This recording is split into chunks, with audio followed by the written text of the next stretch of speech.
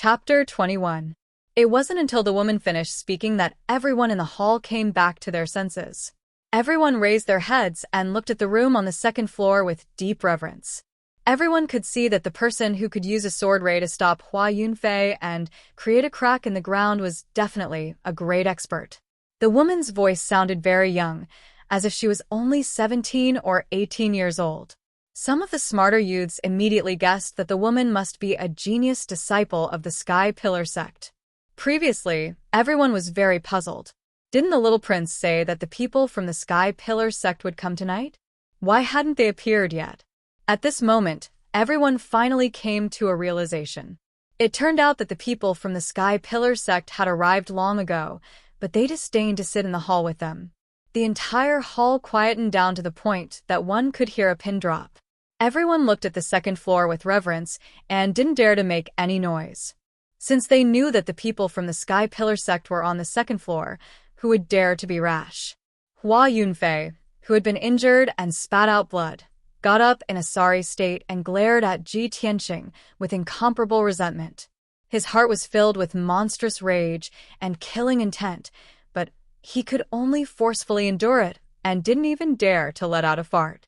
The genius disciple of the Sky Pillar sect had already warned him. If he dared to make a move again, the next sword ray would definitely kill him on the spot.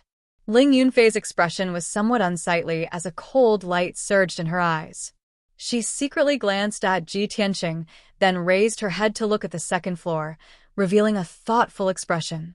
Damn Ji Tianqing.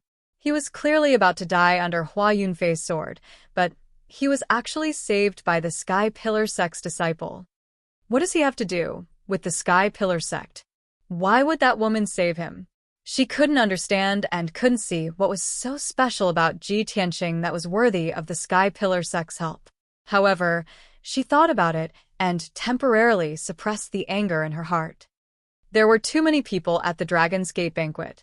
It was indeed inappropriate to let Hua Yunfei kill him in public. However, Hua Yunfei has also tested Ji Tianqing's strength.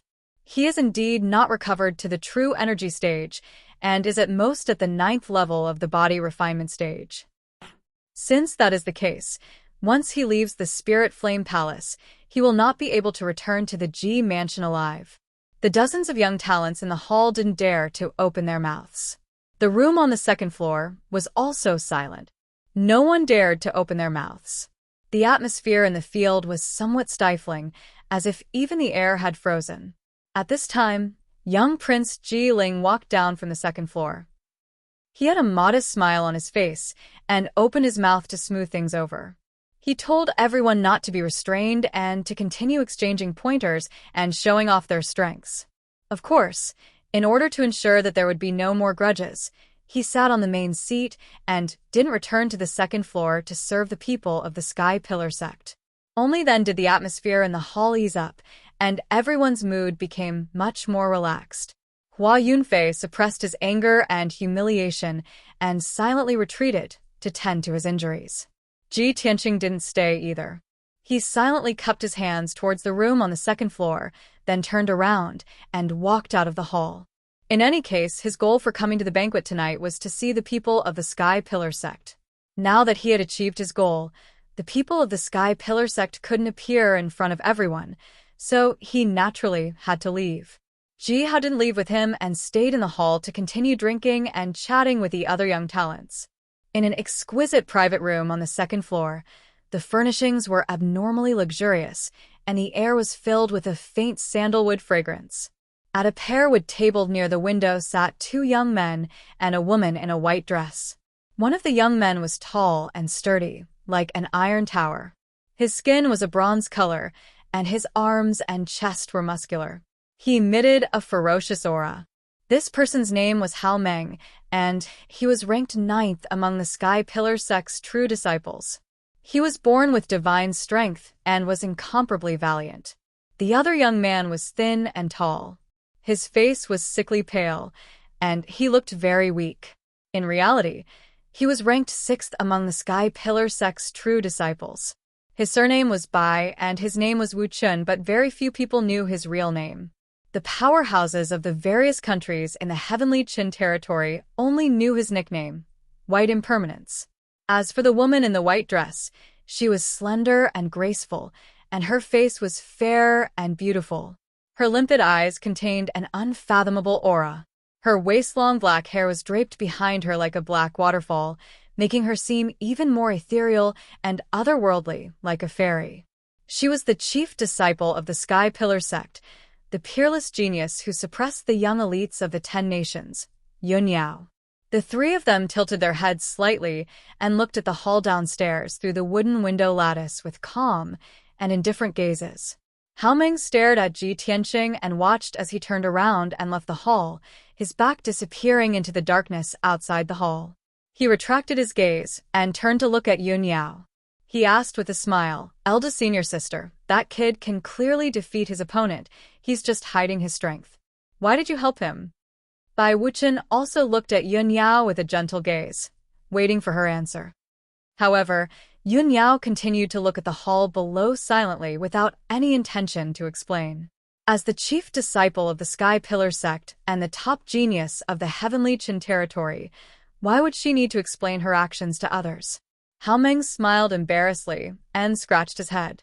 In order to cover up his embarrassment, Bai Wuchen also hurriedly changed the topic. He looked at the crowd in the hall indifferently and said in a contemptuous tone, "If it weren't for completing the task given by the sect, why would eldest senior sister participate in such a low-level and boring banquet?" Obviously, he was very disdainful of the self-proclaimed young talents in the hall. In his eyes, the group of young people who looked dignified on the surface but were actually sinister and despicable were simply as laughable as clowns. Hao Meng grinned and said, "However, senior brother Bai, I think this little prince is quite capable. We asked the little prince to find a way to gather the young geniuses of the Qingyan nation, but we didn't expect him to gather so many people in a day." Bai Wuchen smiled slightly and didn't comment on this. In his eyes, the Qingyan nation was just a small and remote country. Even the top talents in the nation weren't worth mentioning in his eyes. Yun Yao frowned slightly and said in a calm tone, "It seems that we won't be able to find the people we're looking for tonight." She looked at Hao Meng and asked, "Junior brother Hao, are the people who passed the sect's entrance test and are qualified to participate in next month's competition all here tonight?" Hao Meng quickly replied, "Eldest senior sister, I asked the little prince before, and he said that only a portion of the people who passed the test came to the banquet. Among the young geniuses who came to the banquet tonight, there are some who didn't pass the entrance test, but their aptitudes are quite good." Yun Yao nodded slightly and said to the two, "Junior brother Bai, junior brother Hao, go find the 2 deacons who are in charge of recruiting disciples and are in charge of next month's competition. Investigate the list of people who passed the entrance test, and see if you can find any clues." Hao Meng was stunned and asked doubtfully, "Eldest senior sister, aren't you coming with us to meet up with the 2 deacons?"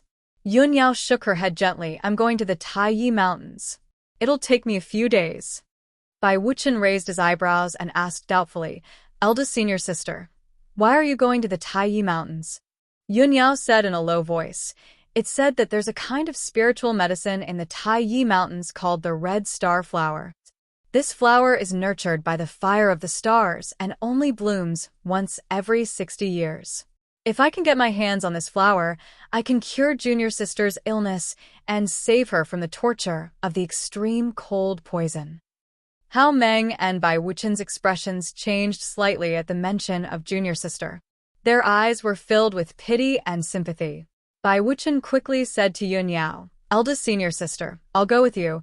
Yun Yao shook her head gently and said calmly, "No need. The red star flower is a top-grade spiritual medicine and has a strong spirituality. Whether we can find it or not depends on luck. It's not useful with more people. You just need to investigate the people the sect is looking for and complete the mission as soon as possible. Brothers and sisters, if you think this book is good, please lend a hand and add it to your bookshelf. If you can even vote for it, Little He will be even more grateful." Chapter 22. After Ji Tianqing left the Qingyan Hall, he walked out of the Spirit Flame Palace in the cool night wind and stepped into a carriage parked by the side of the road. He didn't need to say anything. The coachman, Old Lei, naturally understood and drove the carriage into the darkness, heading back to the Ji mansion. Ji Tianqing sat in the carriage and simply wrapped the wound on his calf with a piece of cloth. Then he frowned and thought about what had just happened. Not long after, the carriage drove into a dark blue stone path. Although the path was a bit remote and there were only a few houses nearby, it was the only way to return to the Ji mansion from the Spirit Flame Palace. Large trees grew on both sides of the path, making it seem dark and depressing in the night. The carriage moved forward at a moderate pace. Only the sound of hooves could be heard in the night sky. Suddenly, a sharp sound broke through the air. The coachman, Old Lei, let out a muffled groan. His body rolled off the carriage and fell to the ground. Ji Tianqing instantly woke up. He immediately opened the curtain of the carriage and rushed to the coachman's side. He saw the coachman, Old Lei, lying motionless on the ground. He was already on the verge of death. There was a sharp arrow in his chest. Blood poured out from the wound and dyed his clothes red. Ji Tianqing's face became very gloomy. His eyes flashed with cold, killing intent. He knew that there were assassins lying in ambush here. Sure enough, the sound of footsteps could be heard from the path ahead. Two figures wearing black clothes were rushing over. Ji Tianqing made a prompt decision and rushed into the forest beside the path. He madly ran in the direction of the Ji mansion. The dense foliage was pushed aside by him, making a rustling sound. The two vigorous figures rushed over like the wind and chased him into the forest without hesitation. The two people madly ran with murderous intent. The treasured swords in their hands shone with a cold light under the curtain of night. Although Ji Tianqing ran like his life depended on it, his left calf was injured and he couldn't increase his speed. After a few short breaths, the two vigorous figures caught up to him. With a low shout, they launched an attack. Whoosh! Whoosh! The two swords were raised high up in the air, almost simultaneously chopping towards Ji Tianqing's head. The branches and leaves between the two assassins and Ji Tianqing were instantly torn into pieces by the sharp sword qi and scattered in all directions. At the critical moment, Ji Tianqing could only stop in his tracks. He held the blood dragon sword with both hands and turned around to swing it horizontally to block the other party's assassination. Clang! Clang! The three swords clashed fiercely, producing a crisp metallic sound. A powerful impact came from the blood dragon sword, making Ji Tianqing's arms numb. He couldn't help but take a few steps back. He instantly determined that the other party was a true element realm martial artist. Sure enough, when he took a closer look, he discovered that the two assassins' swords were shrouded in a faint layer of true essence. Judging from the red and yellow true essence radiance, the other party should be at the first or second stage of the true essence realm. You want to assassinate me with only the strength of the first or second stage of the true energy realm? However, I can't be sure how many assassins there are. I have to be careful. Ji Tianqing sneered in his heart, his eyes surging with dense, killing intent. He pretended that he was no match for them and continued to flee in a hurry. The two masked assassins in black were indeed fooled. They rushed forward without any regard for their own safety and stabbed their swords at his back with all their might. Perhaps they were too confident, or perhaps they were too eager to kill Ji Tianqing and leave this place as soon as possible to avoid exposing their identities. Both of them had used their ultimate moves to assassinate Ji Tianqing, but they had neglected their own defenses, leaving them wide open and revealing many flaws. Just as the two of them were full of excitement and thought that they could kill Ji Tianqing on the spot, they saw Ji Tianqing suddenly turn around and reveal a mocking sneer. Die! Ji Tianqing growled with a murderous aura.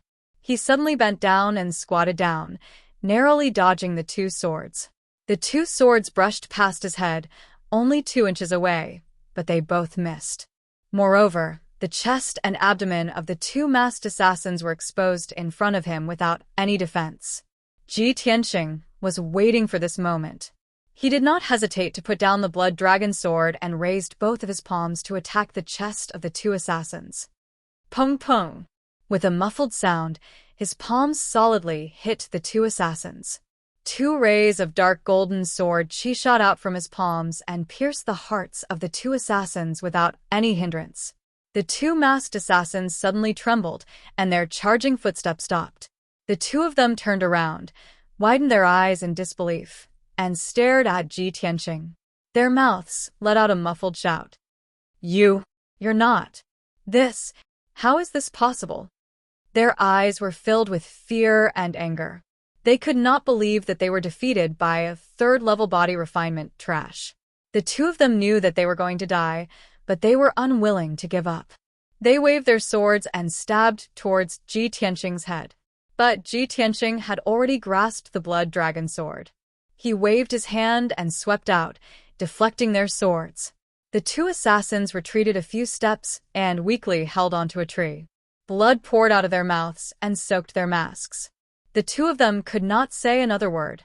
Their throats made a G sound, and the life in their eyes quickly disappeared. In the blink of an eye, the two of them softly fell to the ground. They laid in the grass and no longer made a sound. Ji Tianqing hurriedly used his sword to remove their veils. After seeing their faces clearly, he sneered, as expected. Ling Yunfei, you still won't let me go. This was because he recognized one of the assassins. It was the bodyguard that always followed Ling Yunfei. He was worried that there were more assassins nearby, so he did not dare to stay. He turned around and continued to run. After passing through the dense forest, he followed a small path to the Ji mansion. After a quarter of an hour, Ji Tianqing returned to the Ji mansion safely. He did not encounter any more ambushes on the way. After returning to his room in the cool breeze courtyard, he asked Huan to bring him a medicine box. He carefully treated the sword wound on his leg. After taking care of the wound, he let Huan leave to rest. He entered the secret room and went into closed-door cultivation. Tonight's events made him realize that his opponent couldn't wait to get rid of him. Not only could he not leave the city, even the Imperial City was not safe. On the way home, he would be ambushed by assassins.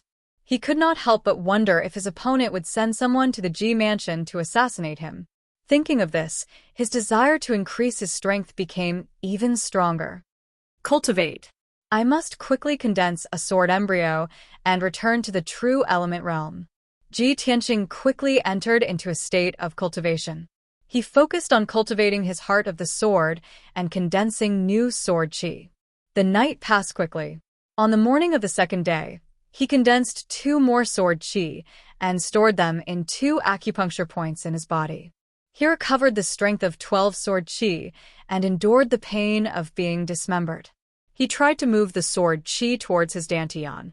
The result was obvious. He failed again. The 12 sword chi were stored in 12 acupuncture points in his body. These acupuncture points were distributed on the back of his hand, arm, shoulder, and chest.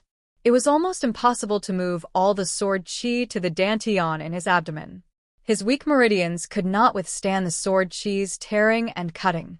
Ji Tianqing had no choice but to stop cultivating. He lay down in the secret room to rest. He closed his eyes and laid on the ground. His mind was constantly thinking, what went wrong? Why was it that after he had condensed the 12 sword chi, he could not condense a sword embryo even after trying more than 10 times? Could it be that something went wrong with his cultivation? Or was his cultivation method wrong? Chapter 23. Ji Tianqing's heart was filled with doubts and apprehension. The path of the heart of the sword that he cultivated was a strange and unheard of cultivation path. Now that he was unable to condense the sword embryo and was stuck in a bottleneck, he would not be able to break through in a short period of time. Moreover, he did not have the cultivation experience of others or his ancestors to learn from. He could only rely on his own comprehension and exploration. This unique path of the heart of the sword was destined to be a bumpy and extremely difficult cultivation path. Ji Tianqing thought for a long time without any clue, so he thought of Kenshin's tomb. He decided to enter Kenshin's tomb again to observe the tombstones, hoping to find the crux of the problem. He held his breath and concentrated his mind, gathering his consciousness in the black hole in his dantian. This method worked, and his consciousness was quickly swallowed by the black hole. Ji Tianqing's body remained in the secret chamber, but his consciousness entered a cold and dark space. Swoosh! His consciousness condensed into a translucent body, which looked exactly like him, and entered the space of Kenshin's tomb again. Beneath his feet was still cold and hard soil and sand, and the air was still filled with gray fog, emitting the aura of death. Although this was Ji Tianqing's second time here, he still felt a sense of novelty and awe towards this space. His consciousness floated forward, observing the situation in the wilderness along the way. Unfortunately, the gray fog was very thick, as if it would never dissipate. It blocked his vision, making it impossible for him to see the scene in the distance. Not long after, he came to the black sword tombstone that was as huge as a mountain. The words, "Tomb of Kenshin," on the sword tombstone were still so sharp and intimidating that he did not dare to look at them. The 18 black and cold tombstones still stood quietly on the left and right sides of the sword tombstone. The first time Ji Tianqing came here, he saw the path of the heart of the sword on the 9 tombstones on the left. This time, he paid special attention to the 9 tombstones on the right and observed them for a while. The 9 tombstones on the right also had ancient words engraved on them, but for some reason, the words were hazy and blurry, making it impossible for him to see them clearly. Ji Tianqing guessed that the words on the 9 tombstones must be even more profound and obscure. With his current realm, he couldn't read them. Thus, he withdrew his gaze and walked to the tombstones on the left.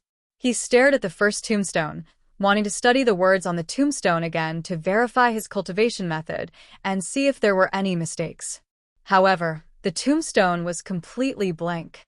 The 100 or so words that had clearly existed before had all disappeared. How could this be? Ji Tianqing was a little dumbfounded. Fortunately, he had already memorized the words on the first 5 tombstones and could recite them backwards. The disappearance of the words on the first tombstone would not affect his cultivation. He quickly looked at the other tombstones. Fortunately, the words on the other tombstones were still clearly visible. Ji Tianqing frowned as he pondered. The words on the first tombstone record the first level of the way of the sword heart, the method to condense sword qi and nurture the sword embryo. Now that I've cultivated 12 flashes of sword qi, I'm only one step away from condensing the sword embryo, but the words on the tombstone have disappeared. Could it be that my cultivation method is not wrong, and the reason why the words on the tombstone have disappeared is because I don't need those cultivation chants? Thinking of this, his heart calmed down slightly, and he continued to analyze and speculate. If my cultivation method is not wrong, then the problem must be with me. Currently, my biggest difficulty is that I'm unable to transfer the sword qi from the 12 apertures to my dantian. My meridians can't withstand the cutting of the sword qi. If I forcefully transfer the sword qi, it will definitely cut off all the meridians in my body. Then, even if I don't die, I will become a cripple and can't even take care of myself. Looks like the crux of the problem is that my meridians aren't strong enough. I must think of a way to strengthen my meridians. Ji Tianqing was once the #1 genius of the Clear Sky Kingdom. He was quick-witted and had rich experience in martial arts cultivation. Even if he cultivated a unique martial art like the Path of the Sword, he could use his wisdom to understand it thoroughly and analyze the crux of the problem. After figuring out the crux of the problem, he left Kenshin's tomb with peace of mind. Ji Tianqing's consciousness returned to his body. He opened his eyes and sat up. He was thinking about strengthening his meridians and immediately thought of the red meteorite flower. He took out a metal box and opened it. Looking at the dark golden compass inside, he muttered softly. Father said that the red meteorite flower can repair the dantian, strengthen the meridians, replenish the true vitality, and greatly increase one's strength. If I can find the red meteorite flower, I can use it to strengthen my meridians and increase my strength. Maybe then I can successfully condense the sword embryo. The red meteorite flower will appear in 6 days. From the Imperial City to Taiyi Mountains, even if I ride the fastest horse, it will take me 2 days. Looks like I should prepare to set off. Ji Tianqing left the secret chamber and returned to his room. It was already noon. After eating lunch, He began to pack his luggage, preparing to set off for Tai Yi Mountains early the next morning. At 1 o'clock in the afternoon, Huan suddenly ran into the room and reported the news to Ji Tianqing. Eldest young master, Princess Coco is here. Ji Tianqing was stunned for a moment. Then he revealed a distressed smile. Why is the little princess here? He hid his luggage and walked out of the room. He went to the courtyard to welcome the little princess. Although Ji Ko was a noble princess of the imperial family, she loved to play with Ji Tianqing since she was young. When she had nothing to do, she would sneak out of the imperial palace to play with him. Their relationship had always been very good. That mischievous, lively, and mischievous little princess would often come up with some bizarre ideas. Ji Tianqing didn't know whether to laugh or cry, giving him a headache. Ji Tianqing thought to himself, the little princess came to the Ji residence again today. What kind of trouble will she cause this time? Not long after, the sound of footsteps could be heard from the entrance of the small courtyard. The first thing that entered Ji Tianqing's eyes was a young girl wearing a green silk skirt and golden threaded jade boots. The young girl was about 14 or 15 years old. Her figure was petite and cute. Her fair and tender face still had a bit of baby fat. Her pair of clear and bright eyes were very lively. She wore a fiery red jade bracelet on her fair, jade-like wrist. Her shoulder-length hair was combed into dozens of small braids. She looked exceptionally cute. Without a doubt, this was the emperor's most beloved little princess, Ji Ko. Just the little princess alone was enough to give Ji Tianqing a headache. However, he didn't expect that there would be more than 10 people following behind the little princess. Among the 10 people, there were 6 middle-aged men with dignified looks and extraordinary bearings. There was also a white-haired old man with a dignified aura and a sage-like demeanor. In addition, there were 8 imperial bodyguards wearing the imperial guard's armor following behind the crowd. They were actually carrying 4 heavy chests. Ji Tianqing, I've come to visit you. The little princess greeted Ji Tianqing with a smile, while directing the 8 imperial bodyguards to carry the 4 large chests into Ji Tianqing's room. Chapter 24. Ji Tianqing couldn't help but frown as he watched the 8 imperial bodyguards carry the 4 chests into the room. He revealed a bitter smile. Little princess, what are you trying to do? The little princess, Ji Ko, immediately pouted and said in a reproachful tone, Brother Tianqing, do you not welcome me? Humph. What a waste of my painstaking efforts to specially bring gifts to see you. Ji Tianqing hurriedly waved his hands. No. How could I not welcome the little princess' visit? After he finished speaking, he looked at the 7 people behind the little princess and asked in confusion, These people are? Of course they are this princess's gifts to you. The little princess raised her small face to look at him, revealing a sincere smile. The 6 dignified middle-aged men's expressions immediately became strange. They pretended to cough twice to hide their awkwardness. The little princess came back to her senses and hurriedly explained, Big Brother Tianqing, I came to see you once when you were injured. Unfortunately, you were unconscious. Later, I heard about your situation and wanted to come see you again, but I didn't have the chance to leave the palace.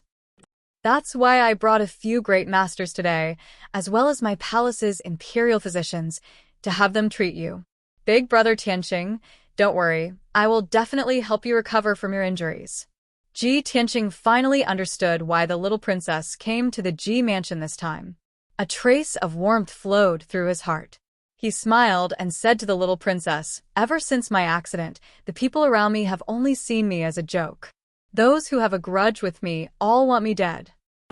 I didn't expect that Coco would still remember me and care about me. The little princess looked at him seriously and said in a solemn tone, Brother Tianqing, you have to believe me. No matter what kind of suffering and torment you are going through, I will never abandon you and leave. I will always remember you, always care for and support you. Although in Ji Tianqing's eyes, the little princess was still a naughty little girl who hadn't grown up yet. But he could clearly see that the little princess's eyes were filled with sincerity and determination. There was also a trace of emotion hidden within. How could he not understand why the little princess loved to pester him and often sneak out of the palace to play with him? It was because she had feelings for him. However, he had an engagement with Ling Yunfei before, and he had wholeheartedly protected Ling Yunfei, so the little princess hid her feelings very deeply. Thinking of this, he couldn't help but reveal a smile and nodded. "Cool. Thank you." The little princess smiled sweetly and naturally held his arm as they walked into the room. "Brother Tianqing, I heard that Ling Yunfei came to the Ji mansion to cancel the engagement.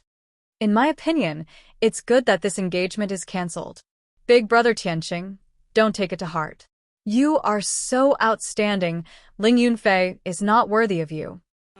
"I've already guessed it. This woman has ulterior motives. She deliberately approached and used you. Despicable woman. She's too scheming." Speaking of Ling Yunfei, the little princess took it to heart. She had a look of deep hatred and her face turned cold from anger.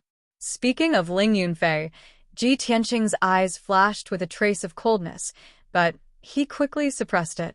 The two entered the room and sat down. After chatting for a while, the little princess asked the imperial doctor and several masters to treat Ji Tianqing. After the little princess's introduction, Ji Tianqing found out that the white-haired old man was her palace's imperial doctor.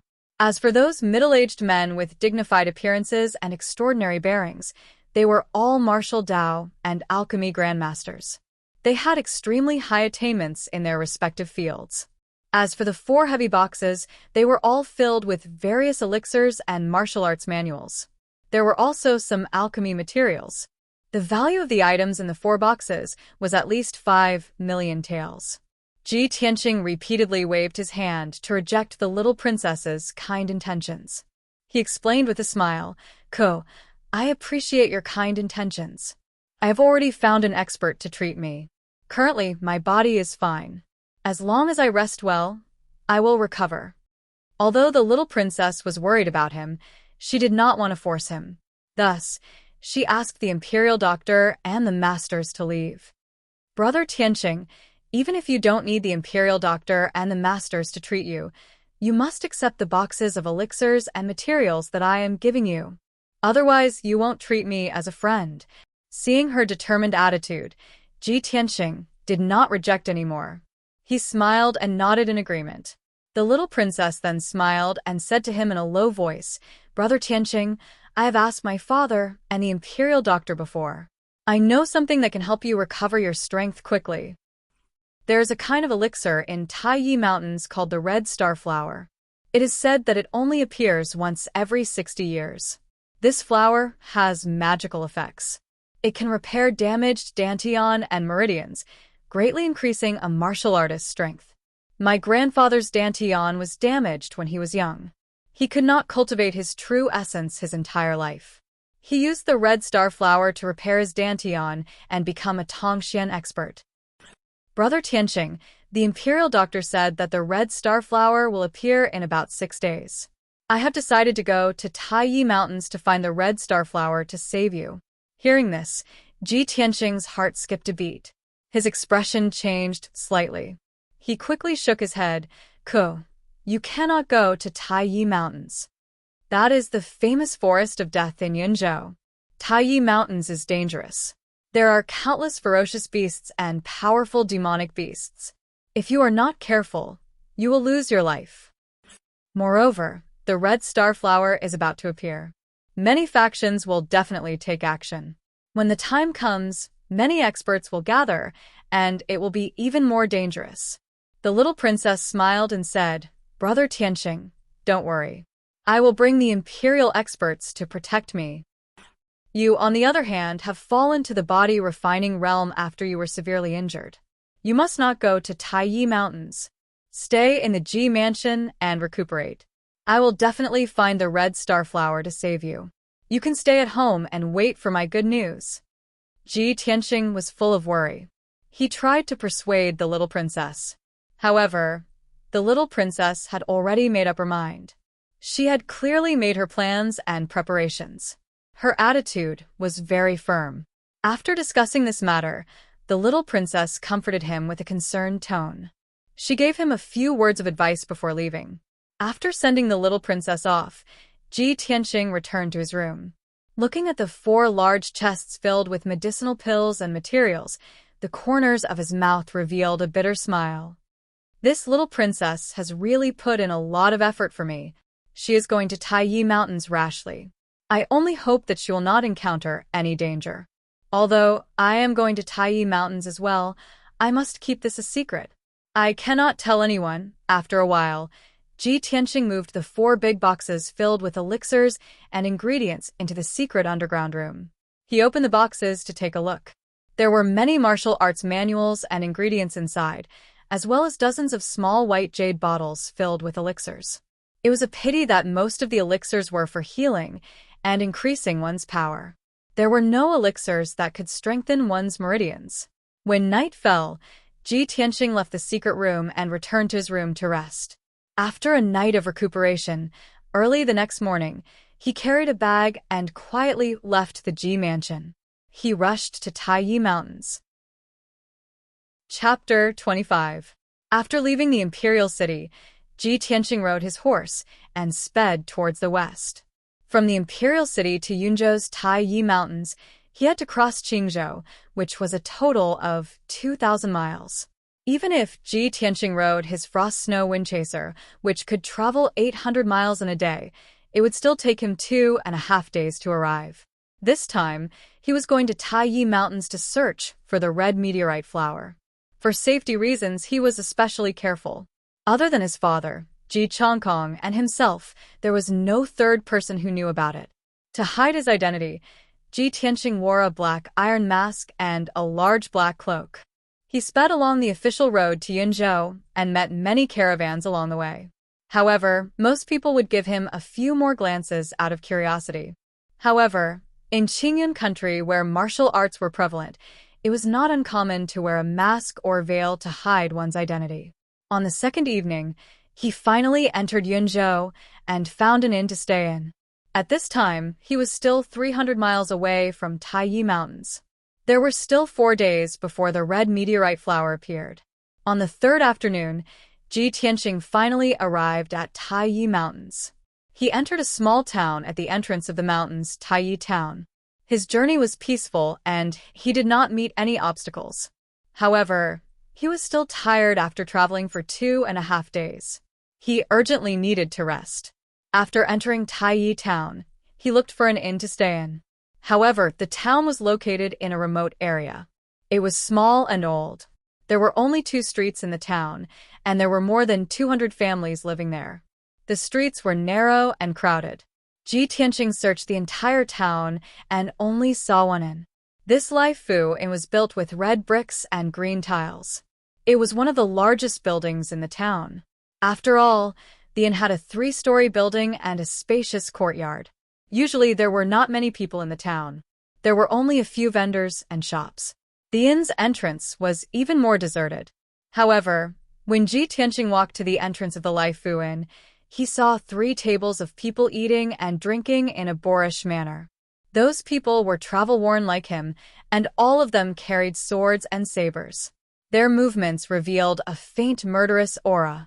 Obviously, they were all martial artists who had traveled the Jianghu. Ji Tianqing pondered for a moment and guessed the purpose of these cultivators. They were most likely here for the red star flower in the Taiyi mountain range. At this time, a servant in green with a cloth towel draped over his shoulders ran out of the hall and asked him with a smile if he wanted to stay in the inn. Ji Tianqing asked for one of the best rooms, then walked into the hall without making a sound. The manservant shouted towards the main hall, then led the frost and snow-chasing wind horse into the backyard from the side to feed the horse. As soon as Ji Tianqing entered the hall, the warriors who were eating and drinking at the tables all cast scrutinizing gazes at him. He was wearing a mask and a black cloak, so no one could see through him. Those martial artists quickly withdrew their gazes and continued to eat and drink with their heads lowered. The hall was very quiet, and the atmosphere seemed to be somewhat oppressive. Ji Tianqing took out 20 taels of silver and gave it to the innkeeper. He asked the innkeeper to prepare a few dishes before he went upstairs. The 2nd and 3rd floors of the inn were the rooms for accommodation. The best room he asked for was on the third floor, close to the left wall of the backyard. There was a large pagoda tree that was more than 20 feet tall, near the window. Ji Tianqing took off his mask and began to eat after the manservant delivered the food. After eating, he took a hot bath and sat on the bed to rest. He silently thought about his next plan. There are still 3 days before the red starflower appears. It's not suitable to enter the Taiyi mountain range today or tomorrow. The red starflower hasn't bloomed yet. It's too early to find it. It's even more dangerous.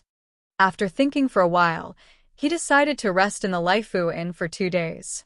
He would enter the mountain the day before the red starflower bloomed. Unknowingly, a few hours had passed. Soon night fell. During this time, a few more groups of people entered the Laifu Inn, making the inn more and more lively. Ji Tianqing stayed in the room and didn't show his face. He even asked the manservant to deliver the food to his room. By the evening of the second day, the rooms in the inn were almost full. The martial artists coming and going were talking and laughing loudly. They were shouting and yelling, causing the hall and backyard to be filled with a hubbub of voices. It was very noisy. Ji Tianqing stayed in the room for too long and felt a little stuffy. He went downstairs for a walk. He was still wearing his black cloak and mask. When he walked into the backyard, he saw a few tables in the courtyard. Beside each table sat 2 or 3 martial artists with powerful auras. They were all holding swords and sabers in their hands and were shouting loudly. The Bloodblade Hunter team is recruiting members. Our Bloodblade Hunter team has been hunting demonic beasts in various big mountain ranges all year round. We have rich experience in exploring. The Assassin team is recruiting members. Anyone who has reached the True Element realm can join this team. We will explore the Taiyi mountain range together and search for the red starflower. Brave warriors, come to our brave team. We are the famous adventurer team in the Cloud region. Ji Tianqing glanced at the martial artists in the adventurer team. He couldn't help but sneer. Humph, these people are really laughable. Everyone wants to take the treasures of heaven and earth for themselves. If people who don't know each other form a team, so what if they find the red starflower? Won't they still have to fight each other in the end? He had no interest in these adventure teams. Just as he was about to turn and leave the backyard, he was stopped by a tall and sturdy youth. The tall and sturdy youth wore brown leather armor and held a treasured saber in his hand. He grinned and said, "Brother, join our brave team. If you act alone, I'm afraid you will die under the claws of demonic beasts before you find the red starflower. If we act together, we will have a chance." Ji Tianqing calmly dodged to the side and said in a low and hoarse voice, "No need." The tall and sturdy youth looked at his back and muttered with some regret, "Could it be another expert?" Experts all like to act alone. There are too many people looking for the red starflower this time. There are also many experts. I'm afraid it will be hard to find it. Ji Tianqing left the backyard and walked into the hall. At this time, the hall was already packed with people. There were a total of 12 tables of guests. Many martial artists were eating and drinking around the tables. They kept bringing out jar after jar of good wine. The sound of wine cups and bowls clinking against each other was endless. Ji Tianqing walked slowly through the hall. He listened carefully and realized that these martial artists came from all over the world. They had accents from all over the place. Moreover, many of them only got to know each other after coming to the Laifu Inn. They either formed a small team with the same goal or acted as a go-between to do business. All in all, the Laifu Inn had never been so lively before. The hundreds of martial artists who gathered in the inn were from all walks of life. The big and small forces were tangled and complicated. However, everyone had the same goal. That was the red starflower in the Taiyi mountain range. Chapter 26. After returning to his room on the third floor, Ji Tianqing took off his mask. His expression was solemn and his heart was heavy. He had expected that when the red starflower bloomed, many forces would rush to the Taiyi mountain range to snatch it. However, he did not expect that there would be hundreds of martial artists gathered in an inn in Taiyi town. These martial artists were basically at the true energy realm, and there were even a few experts at the 7th level of the true energy realm. There were a few martial artists at the body refining realm, but they were all here to join in the fun and had no hope of snatching the red starflower. To Ji Tianqing, the martial artists in this inn were all potential competitors or enemies. There were already so many martial artists staying in the inn. How many forces and martial artists were not staying in the inn and were hiding in the dark? When he thought of this, Ji Tianqing felt his heart grow heavier. When night fell, he sat cross-legged on his bed to cultivate after dinner and continued to condense the sword qi. Although the number of sword qi had reached the limit, he absorbed the qi of heaven and earth to make each sword qi more condensed and powerful. By the time he had condensed and strengthened all 12 sword qi, 6 hours had passed. In the middle of the night, the Lai Fu Inn fell into silence. Most of the guests had already gone to bed. Only the main hall was still lit. After Ji Tianqing finished cultivating, he walked to the window and was about to close it and sleep. However, from the corner of his eye, he suddenly caught sight of 2 silhouettes in the corner of the backyard. They were silently creeping about. The 2 martial artists were dressed in black and seemed to be wearing masks. Their movements were very cautious and did not make any sound. Although the night was dark, Ji Tianqing could vaguely see that the 2 men were carrying a big box and creeping to the back door. The 2 men quietly opened the back door and carried the box out. Ji Tianqing frowned and vaguely felt that something was wrong. He subconsciously went out of the room and crept silently toward the back door of the courtyard. He was wearing a black cloak and a mask. He was not afraid of being discovered in the night. When he reached the back door, he saw the 2 cultivators carrying the box and entering an alley along the courtyard wall. In order to avoid being discovered by the other party, he did not dare to get too close. A moment later, 2 masked warriors carried the box into the depths of the alley and carried it into a pitch-black room. Then, the 2 of them withdrew and quietly returned to the Fortune Inn. Ji Tianqing hid in a dark corner of the alley, holding his breath and not making a sound. After the 2 cultivators left, he entered the pitch-black room. The room seemed to have been uninhabited for many years. It was filled with a decaying smell. There were cobwebs everywhere, and the floor was covered with dust and debris.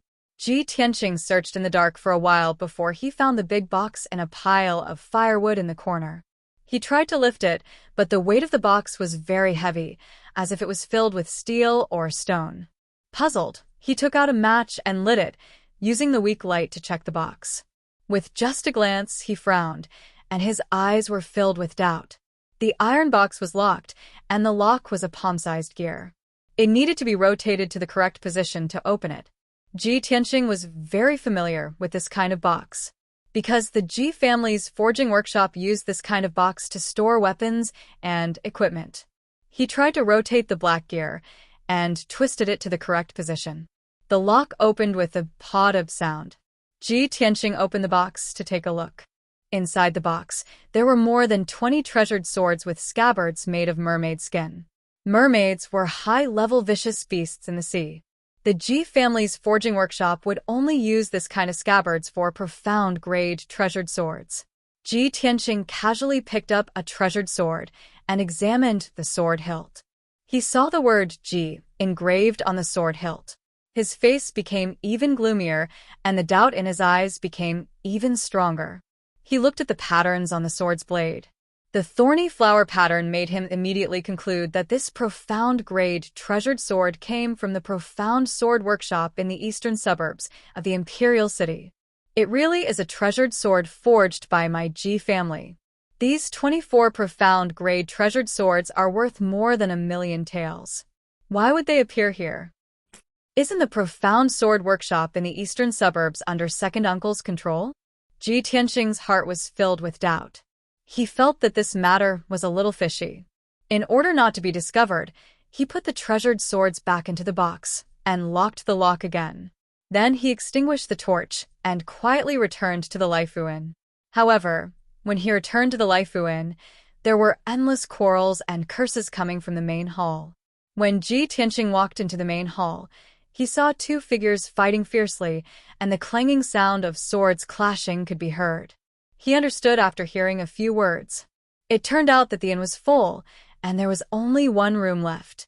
Two groups of people just happened to arrive at the inn at the same time, so they quarreled over that room. One of the groups was three youths from the imperial city of Green Cloud. The three of them were dressed gorgeously and had a noble aura. Naturally, they were proud and arrogant, and when they spoke, they were overbearing. The other group of four came from the valiant barbarian state. They were all dressed in beast-skin clothes, and all of them had full beards and braids. Their arms and chests were full of tattoos. The leader of the four had a fiery temper. He did not care if the other party was a noble from the imperial city, and just a few words would cause a fight. The quarrel and fighting between the two sides woke up more than 10 guests, and they all ran to the main hall to watch the show. Ji Tianxing did not want to get involved in this kind of thing. He walked through the main hall and was about to step onto the stairs to return to his room. Unfortunately, when the true energy boundary white-robed youth slashed his sword at the bald man with a tattoo on his forehead, the bald man's sword was fiercely chopped at. Immediately, the sword that was flickering with a cold light changed its direction and went straight for Ji Tianxing. The white-robed youth was already very close to Ji Tianxing, only 5 steps away.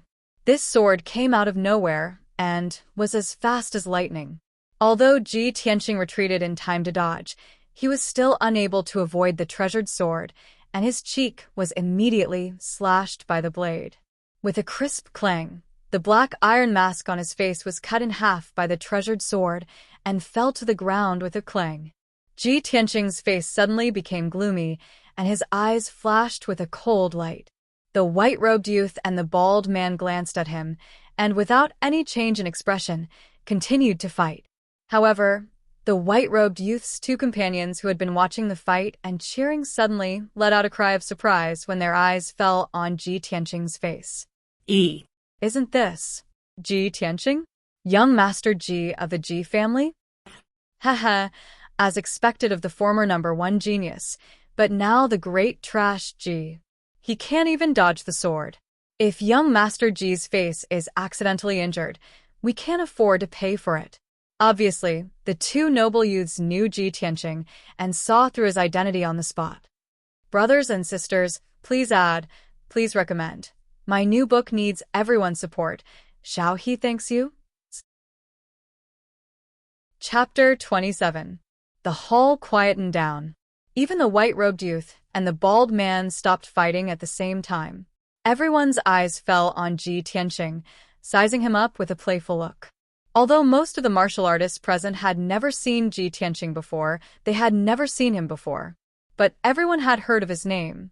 In the past 3 years, his title as the #1 genius of the Imperial City had spread throughout the Azure Sky Kingdom. Almost all the martial artists knew of him. 10 days ago, his strength had dropped, and he became a trash at the 3rd level of the body refinement realm. He had become the biggest joke in the Azure Sky Kingdom. This incident had made his reputation even more resounding. Recently, he had been the topic of gossip and jokes among the common people. The dozens of martial artists in the hall who were watching the show all looked at him with ridicule and whispered to each other. Unfortunately, the blue-robed youth of the two aristocratic youths seemed to be afraid that others didn't know about Ji Tianxing's deeds and unscrupulously mocked him. Everyone look, this is the man of the hour in the Azure Sky Kingdom, Ji Tianxing. Not only did this guy become a trash at the 3rd level of the body refinement realm, he even had his marriage annulled by the eldest daughter of the Ling family. The funniest thing is that this guy doesn't even dare to let out a fart. What a coward. Saying this, he even gave Ji Tianxing a disdainful sneer. Young Master Ji, you secretly came to Taiyi Town. Could it be that you want to snatch the red star flower and use it to recover your strength? Haha, you're really delusional and indulging in wild fantasies. Before the blue-robed youth could finish his words, everyone suddenly felt the temperature in the hall drop by a few degrees. Swish! Ji Tianxing's figure flashed and rushed in front of the blue-robed youth. With a clang, he pulled out the blood dragon sword and stabbed towards his chest. The blue-robed youth turned pale with fright and subconsciously retreated to dodge. He didn't expect that the third level of the body refinement realm, Ji Tianqing, would dare to attack him. He had the strength of the first level of the true element realm. If not, he wouldn't dare to mock Ji Tianqing so unscrupulously. However, Ji Tianqing's sword was too fast. It was so fast that he couldn't dodge it at all. He was about to be stabbed in the chest by the blood dragon sword and die on the spot.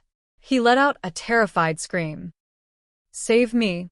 The blood dragon sword suddenly changed from a stab to a slap and slapped on his face. The incomparably powerful force caused him to stagger, and he fell to the ground with a plop. He only felt dizzy, and his head was as heavy as paste. He struggled a few times but couldn't get up. A burning pain came from his cheek.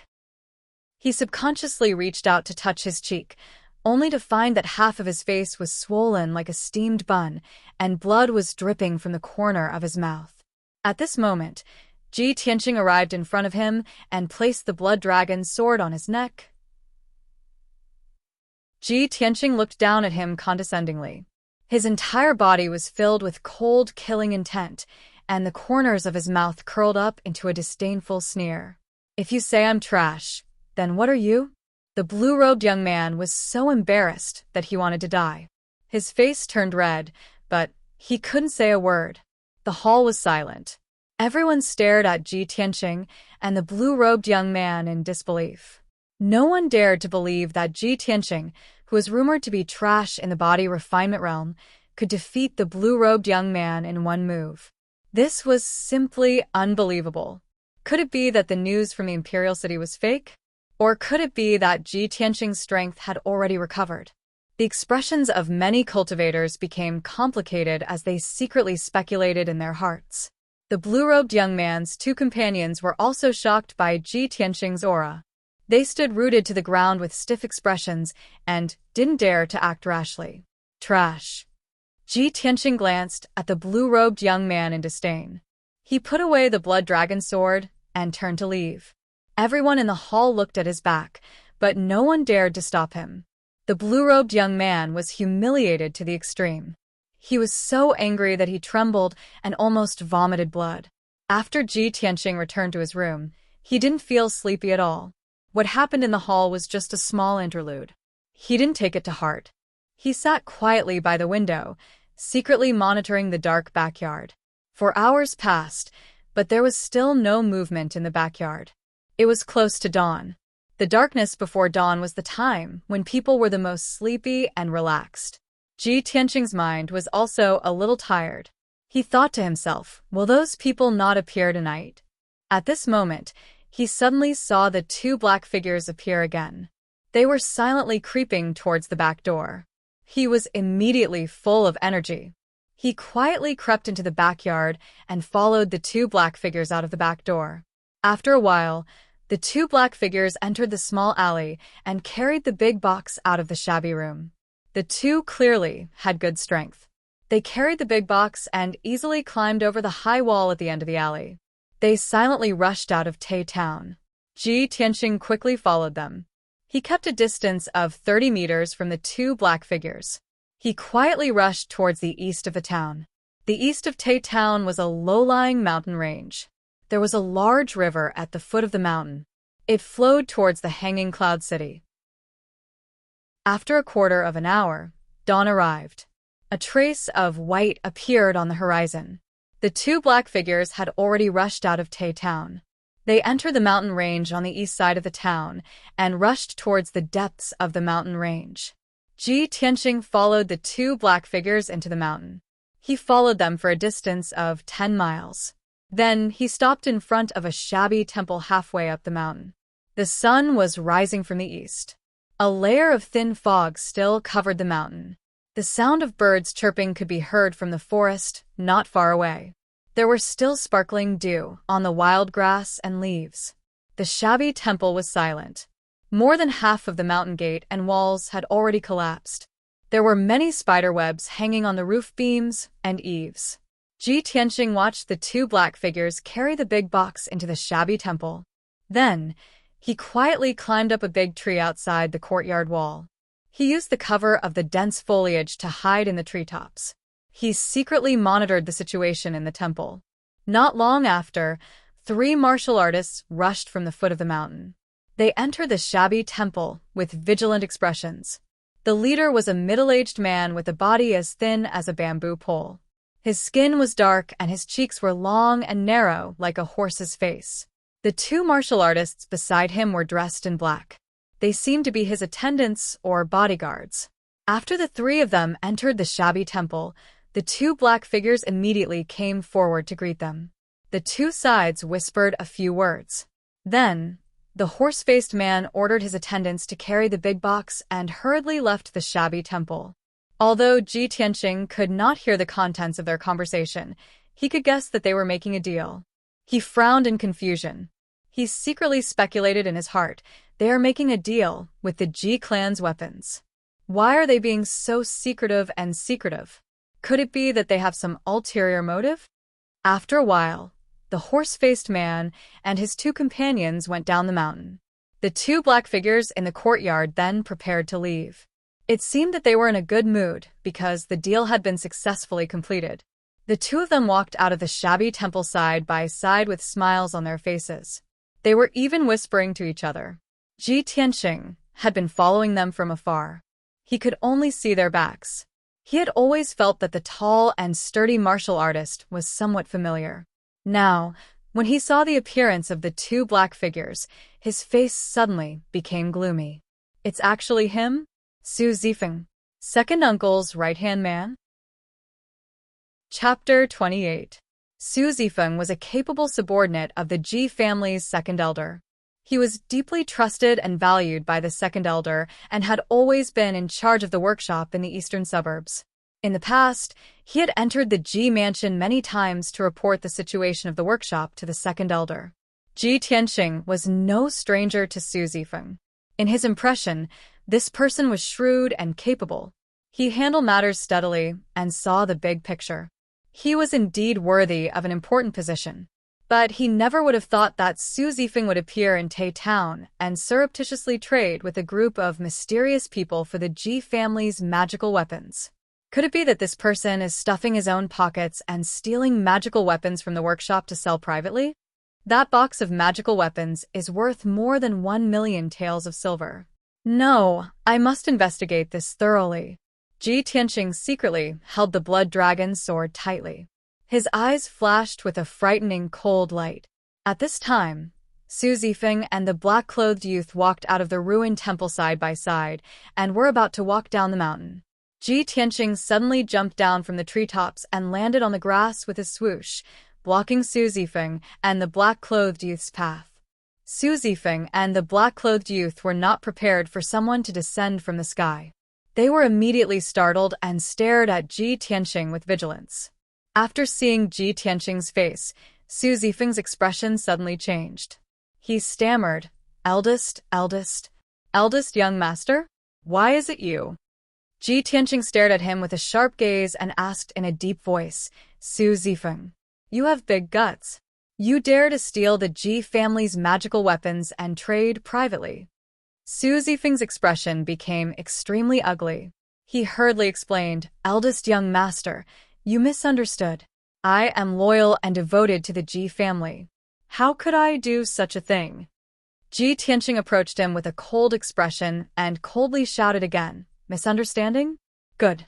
Then take out the contract from the transaction, just now. Every business transaction of the Ji family's blacksmithing workshop had to be recorded in the accounts. Any transaction that was worth more than 10,000 taels of silver required a contract from the workshop owner, especially that box of profound weapons and treasured swords. Its value exceeded 1 million taels of silver, and it required the patriarch or elder to personally sign a contract. When Su Zifeng heard the 2 words, hand contract, his face immediately became even more unsightly. His eyes evaded Ji Tianqing's gaze, not daring to meet his eyes. Ji Tianqing was even more convinced that there was something wrong with this deal, and he shouted in a dignified tone, Su Zifeng, this young master knows that you don't have the guts to do such a thing. Speak. Who instigated you? A hint of hesitation flashed in Su Zifeng's eyes. After exchanging glances with the black-clothed young man, He gritted his teeth and made up his mind. When he raised his head to look at Ji Tianqing again, his face was filled with a sinister sneer. "Young master, since you've already found out, then don't blame me for being ruthless. You're the one who forced me to do this." "Kill him!" Su Zifeng shouted at the black-clothed young man and leaped towards Ji Tianqing. His hands were like the claws of an eagle as he tried to grab Ji Tianqing's head and neck. He was at the second level of the true energy realm. In his opinion, even without a weapon, he could easily kill Ji Tianqing, who was at the body-refining realm. The black-clothed young man was also at the first level of the true energy realm. His fists flashed with a faint red light as he viciously smashed towards Ji Tianqing's chest. "You're courting death," Ji Tianqing shouted with a cold expression and instantly drew his blood dragon sword to meet the attack. Swoosh! He used all his strength to slash with his sword and forced the murderous Su Zifeng to retreat.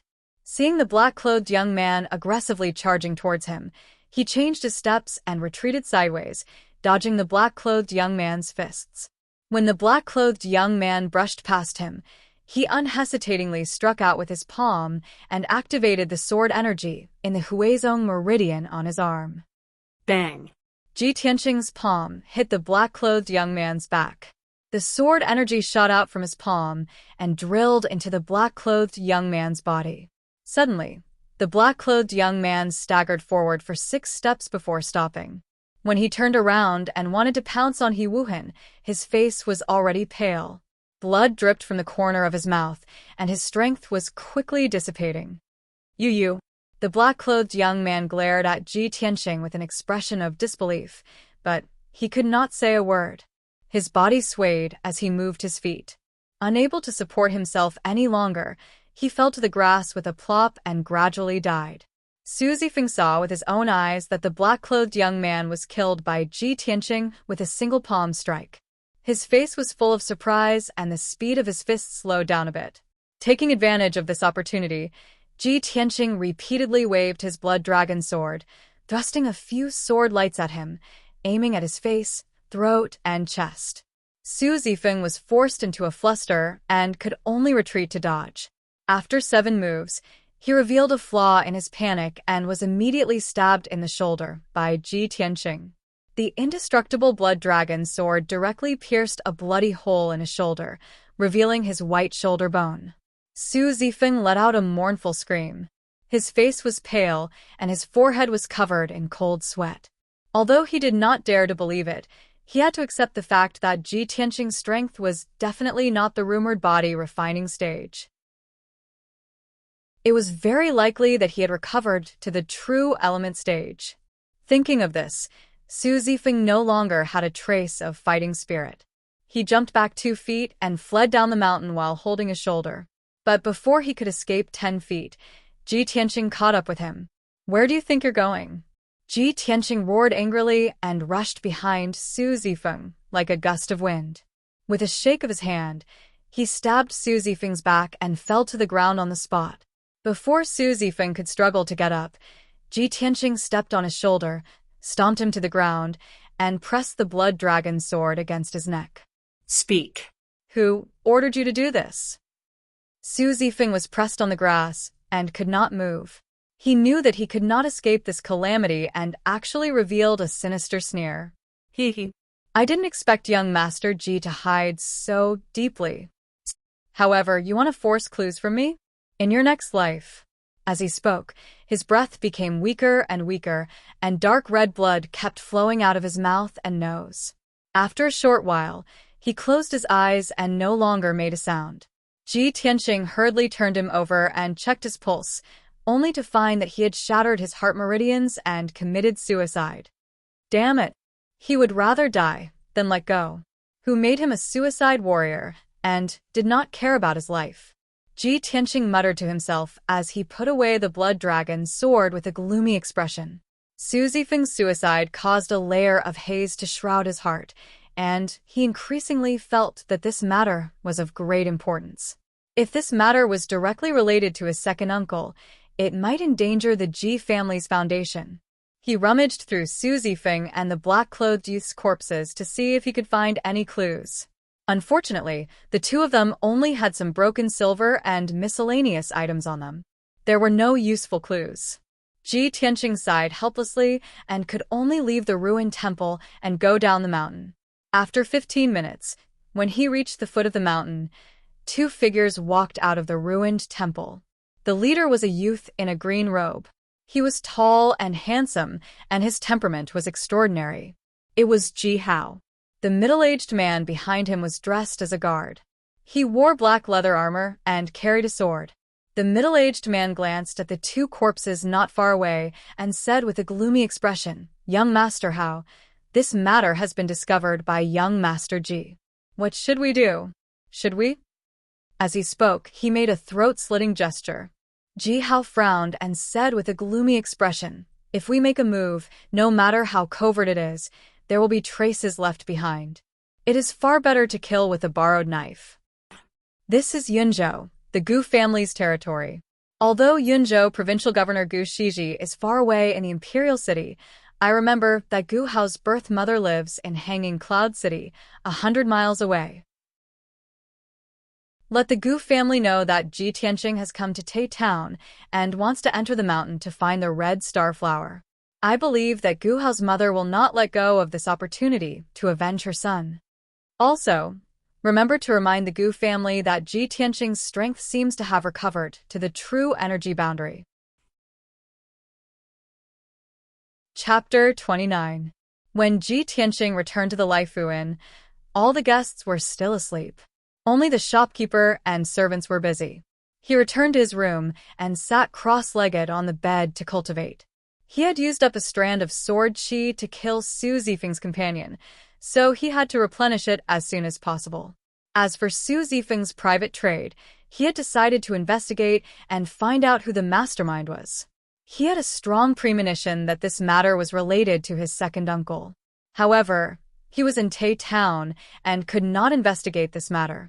He could only return to the imperial city and make further plans. After a while, he entered a state of cultivation and absorbed the qi of heaven and earth to condense sword qi. Time passed quickly, and when it was noon, the inn became lively again. There was a hubbub of voices, and it was clamorous and noisy. Ji Tianqing cultivated all the way until dusk. Not only did he condense another strand of sword qi, but he also cultivated the 12 strands of sword qi to be more solid and powerful. After dinner, he went to bed early to rest. However, in the latter half of the night, when he was sleeping soundly, he suddenly heard a kacha sound from outside the window. He immediately woke up and subconsciously reached for the blood dragon sword beside the bed. When he held the blood dragon sword and opened his eyes, he saw that the window was wide open. A black figure jumped up from the treetops outside the window and landed in the room. He rolled on the ground and pounced toward the bed. This person's movements were very agile and vigorous. His speed was extremely fast. He held a treasured sword in his hand that was emitting cold light in all directions and fiercely stabbed towards Ji Tianqing. Moreover, his palm and sword were shining with a faint yellow true essence light. He was obviously a true element boundary martial artist. This sword was fast and ruthless. If Ji Tianqing was still asleep, he would have been stabbed to death on the spot. At this critical moment, Ji Tianqing did not have time to think. He subconsciously waved the blood dragon sword to block. Clang! There was a sound of metal colliding. The blood dragon sword blocked the opponent's attack, but was shaken by the huge force. Ji Tianqing was also pushed back by the huge force and almost hit the wall of the bed. He rolled to the bottom of the bed and swung his sword at the assassin. The black-clothed assassin clearly hadn't expected that he would wake up from his stupor. His sword strike, which he thought would surely kill him, had been blocked. He couldn't help but let out a soft cry of surprise. Seeing the blood dragon's sword slashing towards him, his body curled up strangely. After dodging the blood dragon sword, he charged towards Ji Tianqing. Ji Tianqing was enveloped by the 3 sword lights. He felt a chill run down his spine. He instantly determined that the assassin's strength was at least at the 3rd level of the true energy realm, and he was no match for him. At this critical moment, He could only wave his sword with all his might to block the attack. Ding ding dang dang dang, sounds of collision rang out again. He was once again forced back 5 steps and knocked over a vase that was half a man's height. The vase was smashed into smithereens, and the sound of shattering spread throughout the inn, waking up many guests. Taking advantage of Ji Tianqing's unsteady footsteps, the assassin in black was overjoyed and pounced over, brandishing his sword to stab Ji Tianqing's throat.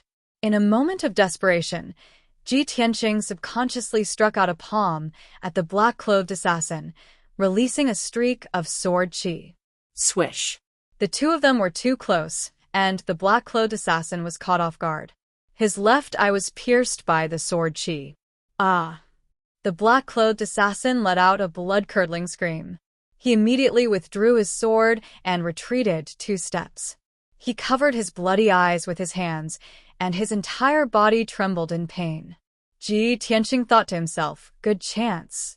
He immediately counterattacked, and once again struck out a palm at the black-clothed assassin's chest, releasing another streak of sword chi. Even though the black-clothed assassin was blind in one eye, his strength was indeed powerful. At this critical moment, he was still able to maintain his calm, and brandished his sword with all his might, releasing 2 streaks of dazzling sword chi. Dang. Ji Tianqing's sword chi was shattered by the treasured sword. Bastard, go to hell. The black-clothed assassin angrily roared. His strength and speed suddenly doubled. He brandished his sword with all his might, releasing 6 streaks of dazzling cold light, enveloping Ji Tianqing's vital points. Obviously, he had used all his strength and wanted to kill Ji Tianqing on the spot and then escape far away. Ji Tianqing was forced to retreat. After retreating 3 steps, his back hit the wall. He had no way to retreat. His front and sides were blocked by the dazzling sword chi, and there was nowhere to hide. Seeing that his vital points were about to be pierced by the sword chi, blood splattering everywhere. At this moment of life and death, he still maintained a calm mind, and his eyes stared at the incoming sword chi. If you want me to die, don't even think about living. Instead of retreating, he advanced and rushed toward the black-clothed assassin as if he was courting death. He brandished his sword with his right hand, releasing a streak of sword chi to block the assassin's sword chi, and his left hand fiercely slapped toward the assassin's head. Dang, dang, dang, dang. After the 2 swords clashed 4 times, the blood dragon sword was finally sent flying, and it smashed into the wall behind Ji Tianqing. His left shoulder and right abdomen were also hit by the sword chi, and there was a finger-long cut on them. Blood immediately gushed out. At the same time, his left palm also hit the black-clothed assassin's head. Bang! With a muffled sound, the sword chi from the Yangqi acupoint on his wrist shot out and silently drilled into the black-clothed assassin's head. The black-clothed assassin immediately let out a muffled groan. He threw away his sword, covered his bleeding head with both hands, and staggered back. You actually... He stared at Ji Tianqing, and his blood-covered face was full of horror. Unfortunately, he didn't even finish his sentence before his vitality was cut off, and he fell to the ground. Ji Tianqing had released 3 sword chis in a row, and his body was very weak. He endured his injuries and picked up the blood dragon sword from the corner of the wall. He cut a few strips of cloth from his robe and bandaged the wounds on his left shoulder and right abdomen. At this moment, the guests in the inn were alarmed, and they all opened their doors and windows to look outside. A few warriors rushed up to the 3rd floor with swords and sabers and arrived at the door of Ji Tianqing's room. The door was kicked open with a bang. The warrior who rushed into the room first was a young man wearing brown leather armor and holding a long saber. Ji Tianqing raised his head to look at this person, and he recognized him as the leader of the warriors' adventure group. The 5 martial artists following closely behind him were all his subordinates. A group of people poured into the room, and 2 of them were holding oil lamps in their hands. When everyone saw the injured Ji Tianqing and the body of the black-clothed assassin lying on the ground, they immediately understood what was going on. Fortunately, they had all heard the noise and came to check the situation. They had no malice toward Ji Tianqing. Brother, are you okay? Do you need help? The leader of the warriors' adventure group walked up to Ji Tianqing, grinned, and asked in a friendly manner. Ji Tianqing shook his head and continued to bandage his wounds. The leader of the warriors' adventure group withdrew his gaze and checked the body of the black-clothed assassin with an oil lamp. He found a purse and a badge on the body. He picked up the badge and observed it for a moment. Suddenly, his expression changed, and he whispered to Ji Tianqing, "Brother, this assassin is from the blood-clothed tower. It seems that you're in big trouble." Ji Tianqing raised his eyebrows and asked in confusion, "What do you mean?" The leader of the warriors' adventure group moved closer and said in a low voice, "Brother, the blood-clothed tower is the #1 assassin organization in Yunzhou. They have many fierce assassins under their command. The blood-clothed tower's assassination success rate is very high, and there are few cases of failure. They will not give up until they achieve their goal. However, the blood-clothed tower's commission is very expensive and ordinary forces can't hire them. It seems that you've offended a big force. I'm afraid you can't stay in Tai Town any longer. Run for your life as soon as possible. Brothers, please add and recommend me." Chapter 30. Ji Tianqing nodded to show that he understood and thanked the head of the warriors for his kind reminder. The head of the warriors did not say much. He waved his hand and left the room with his subordinates and went downstairs. Ji Tianqing could see that the famous warriors' adventure group in Yunzhou was also very afraid of the blood-clothed tower and did not dare to get involved in this matter. In fact, even if the head of the warriors' adventure group had not reminded him about the blood-clothed tower, he had decided to leave the inn. At present, his identity had been exposed. Those forces that wanted to kill him would definitely attack him one after another. In 2 days, the red star flower will bloom. I'll heal here tonight. Tomorrow morning, I'll leave Tai Town and enter the Tai Mountains as soon as possible. Ji Tianqing had a plan in mind. He took out the powder from his bag to stop the bleeding and bandaged the wound. After treating the wound, he closed the door and window and sat on the bed to cultivate and continue to condense the sword qi. As for the body of the blood-clothed tower assassin, he did not bother to deal with it and just let it lie on the ground. 3 hours later, the sky outside the window was bright. Ji Tianqing condensed a new sword qi and stored it in the Yangqi acupoint on his wrist. At present, he only had 10 sword qi in his body. His strength was 20% lower than before. But he did not care so much and did not have time to continue condensing the sword qi. Before the guests in the inn woke up, he took the bag and the blood dragon sword and quietly left the Laifu Inn. The Tai Mountains were located in the south of the town. The entrance was a deep canyon. After Ji Tianqing left the town, he quickly rushed to the entrance of the Tai Mountains. For him, the best choice at present was to escape into the Tai Mountains.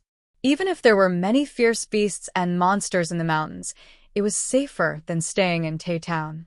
Anyway, the Tai Mountains were vast and boundless, with dense vegetation and deep forests.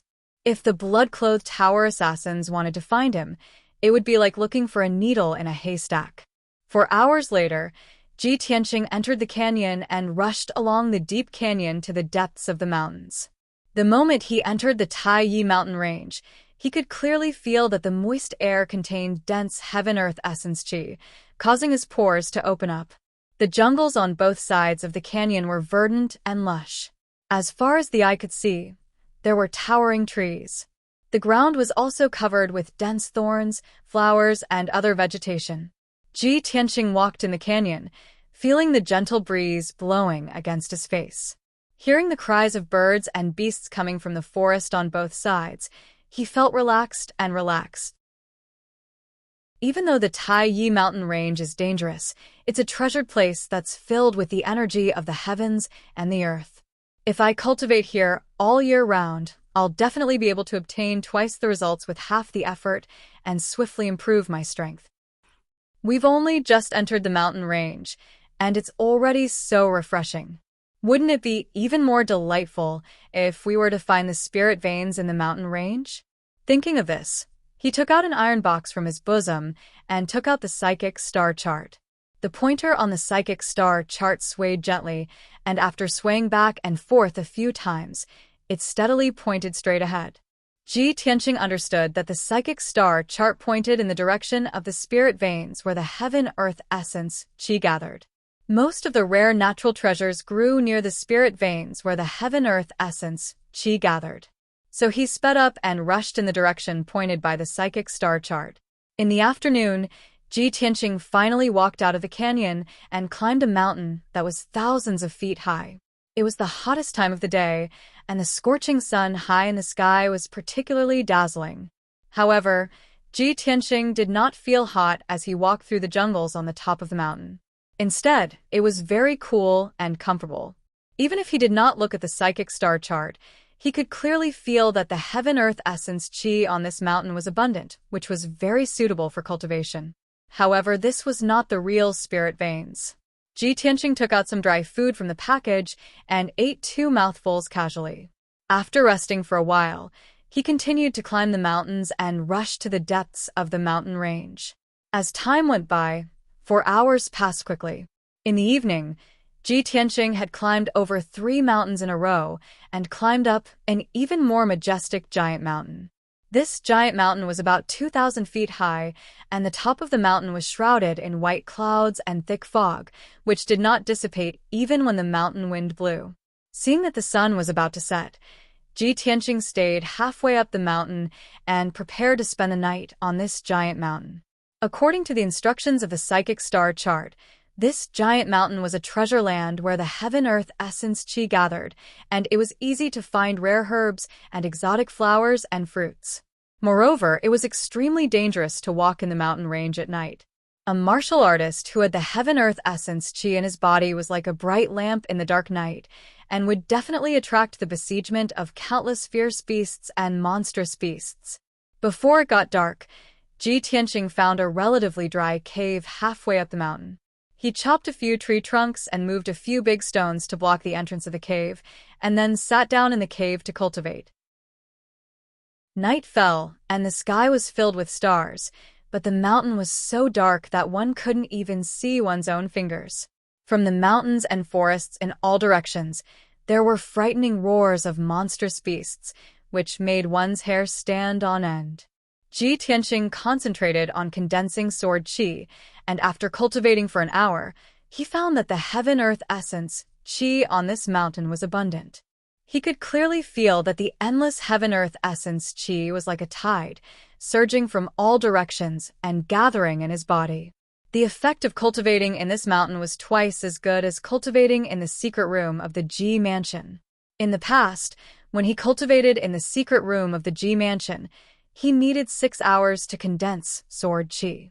However, in this simple and crude cave, he only used 4 hours to condense a strand of sword qi.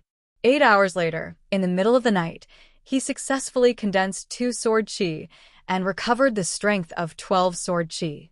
He stopped cultivating, hugged the blood dragon's sword in his arms, and leaned against the cave wall to rest, waiting for dawn to come. But the terrifying roars of monstrous beasts kept coming from all directions, making him unable to sleep.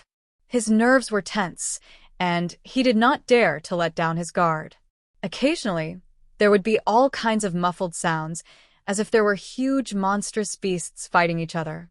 He even felt the ground shake a few times, as if there were huge monstrous beasts running in the mountain. Ji Tianqing originally thought that the monstrous beasts would gradually calm down. But he did not expect that the monstrous beasts' roars coming from all directions would become denser, and all kinds of loud noises would become closer.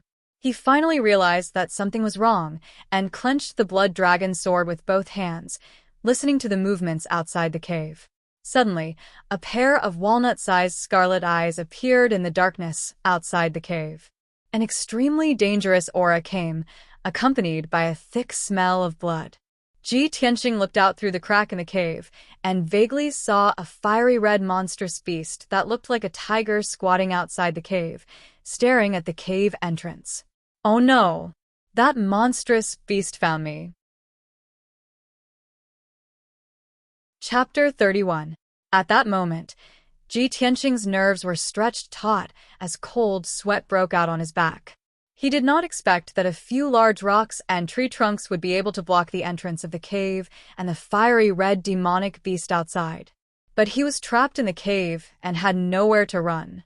He did not even have a chance to fight back. At this moment of life and death, the only thing he could do was to hold his breath and not make a sound. But he had underestimated the intelligence of the demonic beast. The fiery red demonic beast squatted outside the cave for about half an hour before it could no longer suppress its bloodthirsty desire. It slowly arched its body towards the entrance of the cave and stretched out its large claws. It easily pushed aside a few large rocks and rolled them into the bushes. Even the crisscrossing tree trunks blocking the entrance of the cave were easily pushed aside by its large claws. With the entrance of the cave unblocked, Ji Tianqing and the fiery red demonic beast stared at each other. Only now did Ji Tianqing see clearly that this fiery red demonic beast was 3 meters long. Its body was covered in red fur, and its large mouth revealed 2 chopstick-long fangs. It's actually a flaming tiger, a mid-tier demonic beast. Ji Tianqing's body stiffened, his eyes filled with fear and anxiety. In this world, demonic beasts were also divided into strong and weak demonic beasts. Ordinary low-tier demonic beasts had the combat strength of a refinement realm martial artist and were common in large numbers. A mid-tier demonic beast's combat strength was basically the same as a true energy realm martial artist and could use the yuan qi of heaven and earth to attack. A high-tier demonic beast's combat strength was equivalent to a mystic comprehending realm martial artist. As for the stronger demonic beasts, they had already formed their demonic core and were powerful martial artists. Their strength was equivalent to a origin core martial artist. Ji Tianqing could clearly feel that this flaming tiger's strength was at least at the 5th level of the true energy realm. Looking at the flaming tiger, his expression was grave as he muttered to himself, "I'm really unlucky to encounter a mid-tier demonic beast on my first day in the mountain. This is a flaming tiger comparable to the 5th level of the true energy realm. If I'm not careful, I'll lose my life." The flaming tiger's scarlet eyes stared at him, revealing a bloodthirsty look as saliva dripped from its mouth. It approached the cave entrance step by step and stretched out its claws to grab Ji Tianqing out of the cave. The cave was too small and Ji Tianqing had nowhere to hide. At this critical moment, he gritted his teeth and made up his mind. With a low shout, he brandished his sword and rushed out. "Damned beast, get out of the way." The blood dragon sword was unsheathed and drew a cold light in the night sky, ruthlessly slashing at the flaming tiger's claws. The flaming tiger was very vigilant. It wasn't in a hurry to kill Ji Tianqing with all its strength. It immediately withdrew its claws. Using the flaming tiger's claws, the flaming tiger's flaming tiger, the flaming tiger, the flaming tiger. The flaming tiger let out 2 angry growls and chased after him like an arrow leaving the bow. The mountain was as dark as ink at night. It was impossible to tell north from south. Ji Tianqing was in a hurry to escape. He didn't care if the direction was right or wrong. He rushed into the forest ahead. Just as he entered the forest, the flaming tiger followed closely and crashed into a thigh-thick tree with a bang. The flaming tiger's speed slowed down a bit, and the big tree was also broken on the spot. Crash. It fell down in the forest.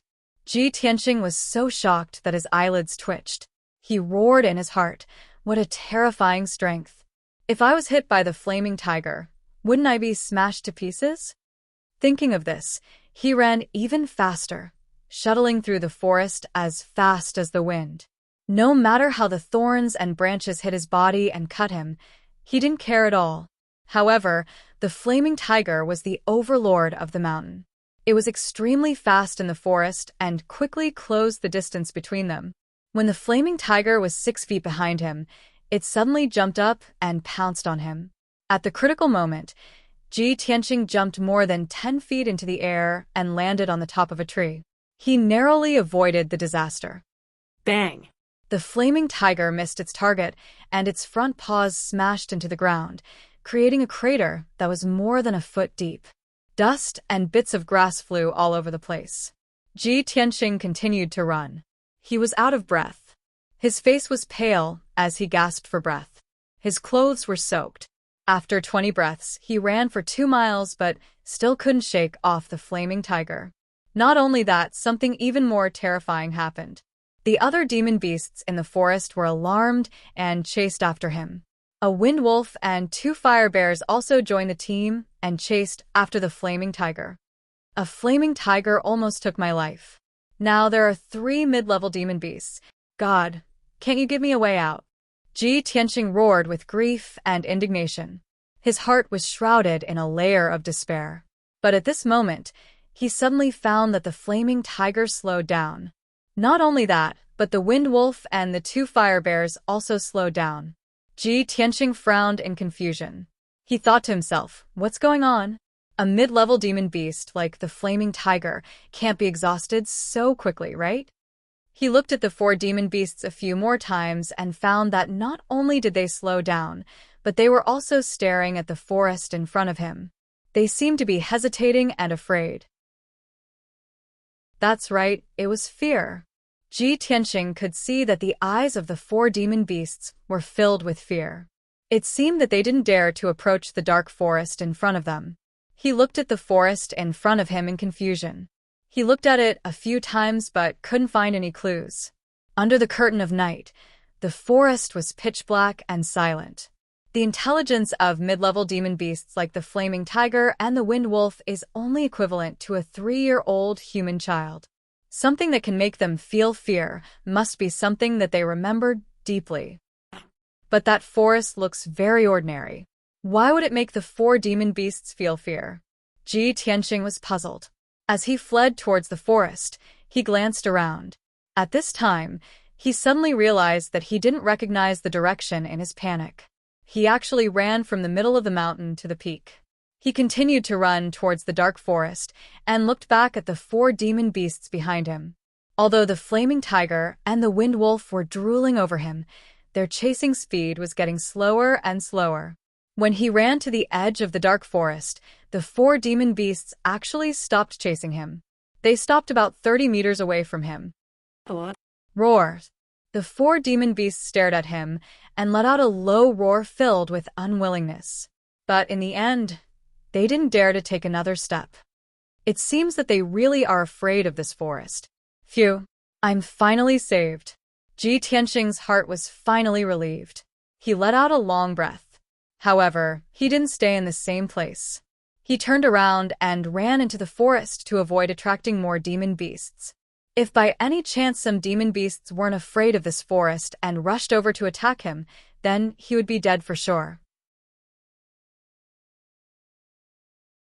Chapter 32. Ji Tianqing walked through the dark forest for a while and found that something was wrong. From the outside, it looked like an ordinary forest. But after entering the forest, he found that there were only towering trees in the forest. There were no thorns or bushes. There were no weeds or flowers growing on the ground.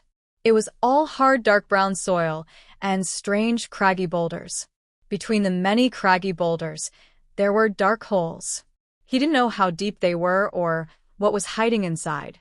Most importantly, there were no traces or sounds of demon beasts in this forest. There were no birds or even the sounds of insects. It was too quiet. The huge forest was completely silent, as if there were no living things in it. Ji Tianqing kept his guard up. While walking through the forest, he looked around.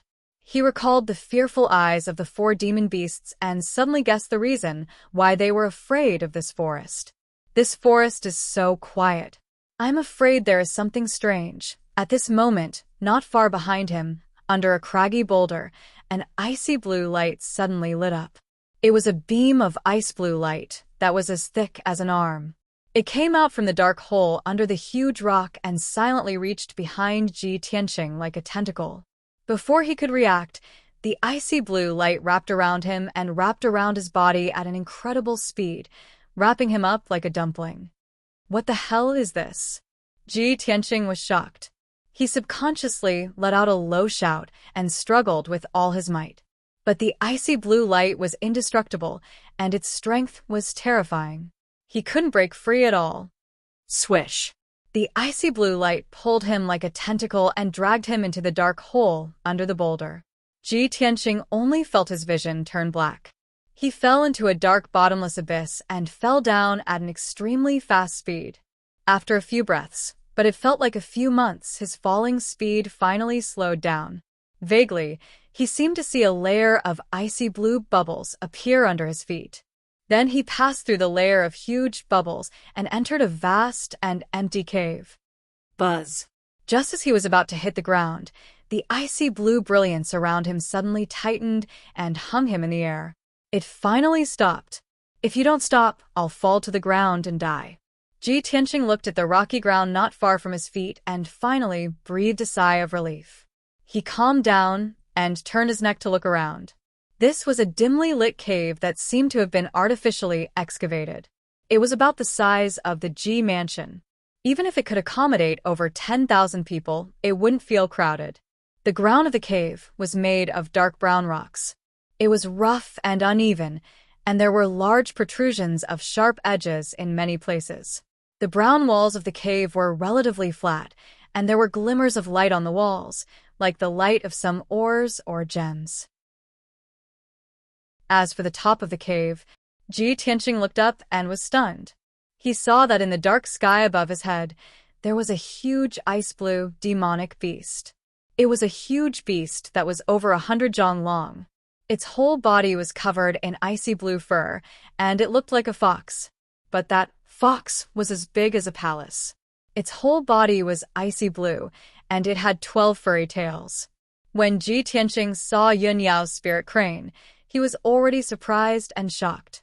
But now, it seemed that the spirit crane was simply a pitiful little thing compared to the ice-blue fox above his head. Is this a high-level demonic beast? Or a big demonic beast that has condensed a demonic core? Could it be the legendary king of demonic beasts, the nine-tailed demonic fox? But it has 12 tails. Ji Tianqing tried his best to remain calm and secretly speculated. If it wasn't for the constant pain from the wounds on his body that let him know that everything in front of him was real, he would have suspected that he was dreaming. Now, he finally understood why the 4 demonic beasts didn't dare to approach the forest on the mountain peak. It turned out that there was a huge cave hidden here, and in the cave, there was a shocking and terrifying giant beast. As Ji Tianqing stared at the giant ice-blue fox, the giant ice-blue fox was also looking at him from above. Ji Tianqing could clearly see that in the giant ice-blue fox's huge silver eyes, there was a mocking sneer that only humans could have. Hee hee, my food, have you seen enough? Suddenly, the giant ice-blue fox opened its mouth to speak. Its tone was as mocking as its eyes. Ji Tianqing was dumbfounded. He cried out subconsciously, "You can speak human language." The giant ice-blue fox smiled and squinted its eyes. Its eyes were long and narrow like willow leaves, and there was a sense of cunning. With my intelligence and strength, what's so strange about me being able to speak human language? Ji Tianqing suppressed the shock in his heart and quickly asked, "Legend says that the king of demonic beasts, the nine-tailed demonic fox, can speak human language and can even transform into a human form to charm humans. Are you the legendary nine-tailed demonic fox?" Nine-tailed demonic fox? The giant ice-blue fox curled its lips and said in a disdainful tone, "Pfft. How can such a low-level demonic beast be compared to me?" Ji Tianqing was silent, and his heart was heavy. He thought to himself, the legendary demonic fox's strength is comparable to a master of the Sky Origin stage. Is this ice fox beyond the demonic fox's level? I don't know if I'm too lucky or too unlucky. I can't believe I've met such a legendary top master. At this moment, the giant ice-blue fox slowly twisted its body, opened a pair of ice-blue wings hidden under its belly, and flew down from the sky. My prey, I haven't tasted human flesh for many years. Now, you have to open your heart and happily welcome my taste. This is your honor. You should be proud. Ji Tianqing's face suddenly changed, and he cursed in his heart. Is this demon crazy? You're going to eat me, and I'm still happy? But isn't this demonic beast a fox? Why does it have wings like a bird? I've never heard of such a weird-looking demonic beast. The giant ice blue fox opened its bloody mouth and was getting closer and closer to Ji Tianqing. It looked like it was going to swallow him in one gulp. In a hurry, Ji Tianqing could only find a lame excuse. Hey, You can't eat me. As expected, the giant ice blue fox stopped and asked with a smile, "Wise?" Ji Tianqing pretended to be calm and said, I haven't taken a shower yet. I'm dirty and smelly, and I haven't changed my clothes and socks for many days." After saying that, he stole a glance at the giant ice blue fox's reaction and asked worriedly, "Your taste can't be that bad, right?" Chapter 33. The giant ice blue fox seemed to be moved by Ji Tianqing's words and nodded in agreement. You're right. If the food isn't clean enough, it will affect my appetite." After speaking, it waved its front claws and shot out an ice blue light beam. The pillar of light immediately turned into a surging stream of water, swirling around Ji Tianqing and washing him away. Swish, swish, swish. In the blink of an eye, Ji Tianqing was washed from head to toe by the bone-chilling water. The dust and blood on his body all disappeared. The giant ice blue fox nodded in satisfaction and said with a smile, Now that it's clean, I'm going to enjoy the food." Ji Tianqing was speechless, and his heart was filled with helplessness. In front of this terrifyingly strong demon king, even if he calmly thought of a way to stall for time, there was no chance of escaping.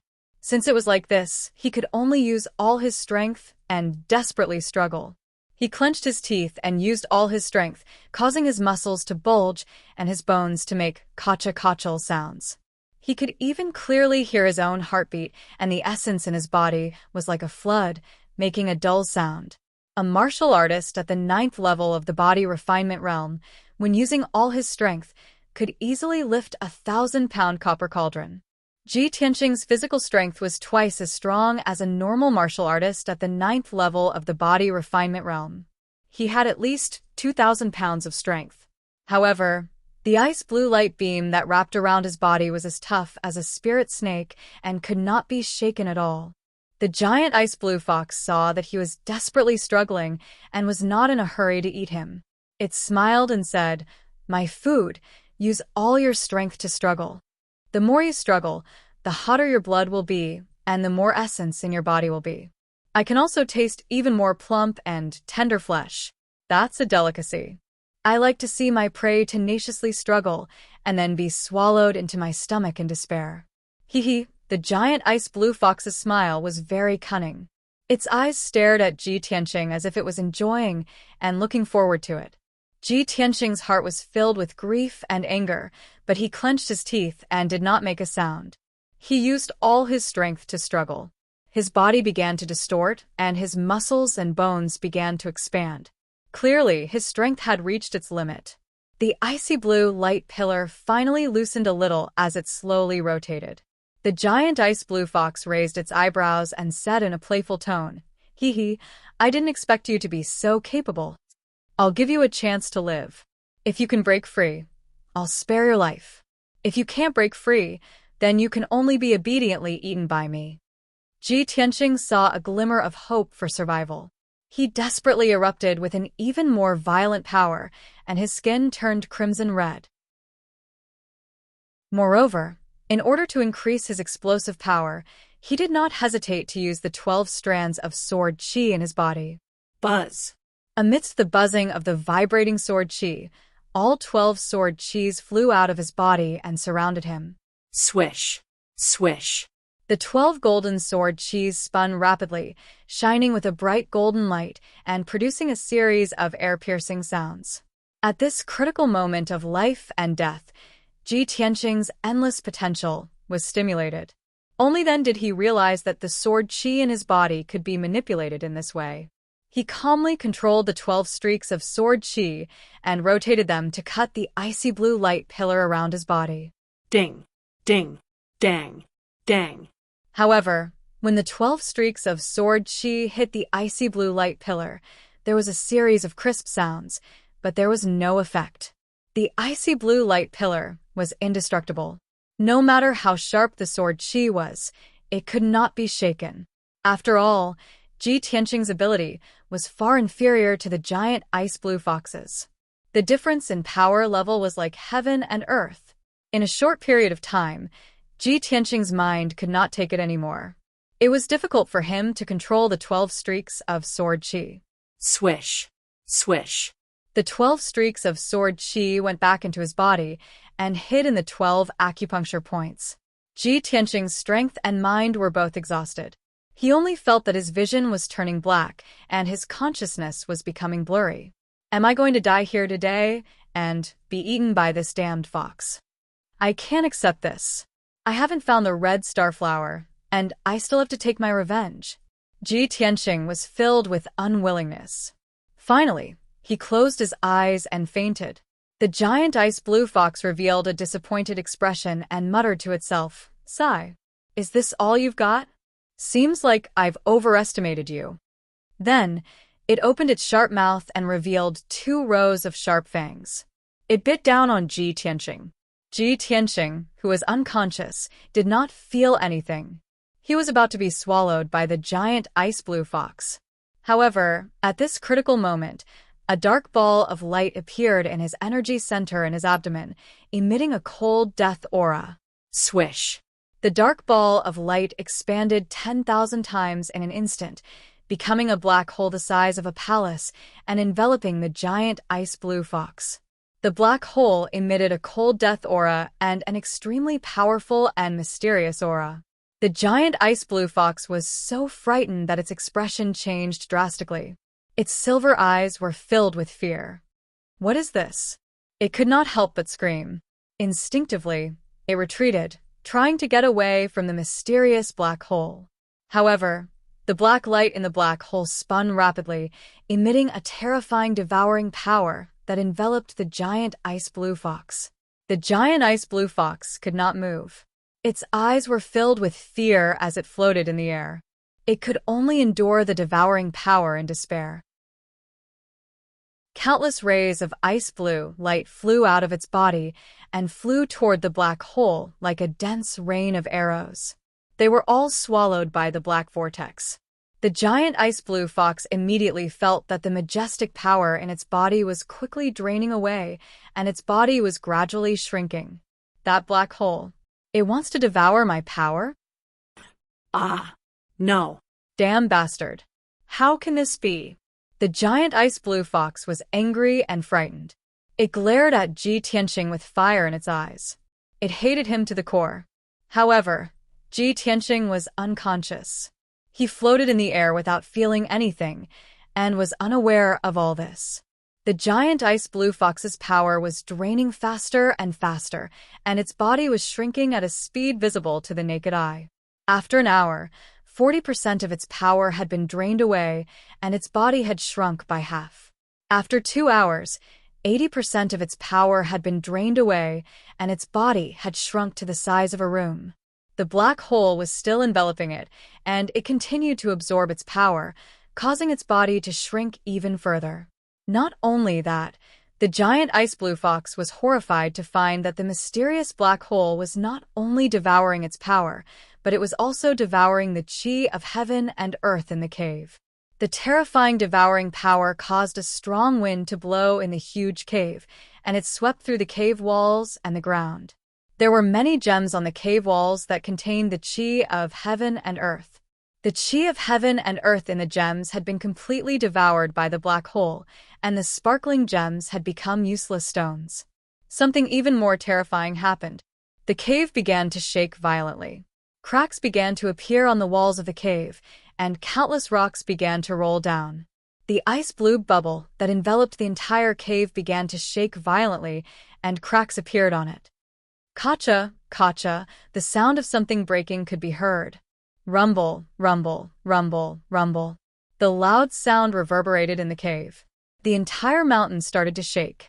The earth quaked, and the mountain swayed. The giant ice blue fox was terrified to the extreme. How can this be? What is that black hole? Could it be that the black hole is going to destroy the barriers set up by that person? Chapter 34. After an unknown period of time, Ji Tianxing slowly woke up. He only felt that the light was a little dazzling, so he subconsciously reached out to rub his eyes. The next moment, he suddenly woke up and sat up from the ground with a swish. He looked up and saw a scorching sun in the sky, sprinkling down scorching sunlight. It's already noon? Wasn't I trapped in the cave? He turned his head to look around in surprise. When he saw the surroundings clearly, he couldn't help but be stunned. He was still in the huge and spacious cave, but the cave had already collapsed and shattered. There were huge cracks and ravines everywhere on the ground, and there were many huge pieces of gravel scattered around. The surrounding cave walls had collapsed, revealing huge cracks. Faint light shone in from the cracks. Not far from him, there was a huge crack that was dozens of feet wide, like a canyon. Ji Tianxing's gaze passed through the canyon and could clearly see a green mountain on the opposite side. What happened? Why did this cave collapse? He got up from the ground and stretched his sore neck and body while observing the situation around him. This cave seems to be inside the mountain. It's at least 3,000 feet from the mountain peak. It's difficult for me to climb out in my current situation, but the cave has collapsed. The entire mountain seems to have split open. I can crawl out of the crack. Ji Tianxing quickly calmed down and decided to escape from the widest crack. He looked around and found the bag and blood dragon sword that had fallen in the pile of rocks. He picked up the blood dragon sword and was about to pick up the bag when the bag flipped a few times. A fluffy little head poked out from inside. Clang! Ji Tianxing was shocked. He subconsciously pulled out the blood dragon sword and slashed with it. The furry little head immediately shrank back into the bag and shouted anxiously, Don't kill me. Ji Tianxing immediately exclaimed and stared at the little head in the bag with a strange expression. The fluffy little head was ice blue, but its eyes were silver and revealed a cunning look. Ji Tianxing immediately recognized it. Aren't you that damn fox? How did you become like this? As he spoke, he grabbed the ice fox's little head and pulled it out of the bag. It was still covered in icy blue fur, and it still had 12 furry tails. However, its body size was extremely small. It was only the size of a cat, and its strength was also extremely weak. Ji Tianxing picked up the little ice fox and examined it carefully. His expression became increasingly strange. No matter how calm and intelligent he was, he couldn't figure out what was going on. He was supposed to die and become food for the giant ice blue fox. However, after sleeping for half a day, he woke up to find that the cave had collapsed and the mountain had collapsed. Even the incomparably powerful, cunning, and evil giant ice blue fox had become a kitten that could be easily slaughtered. Ji Tianxing did not have the slightest bit of pity for the ice fox that had almost eaten him.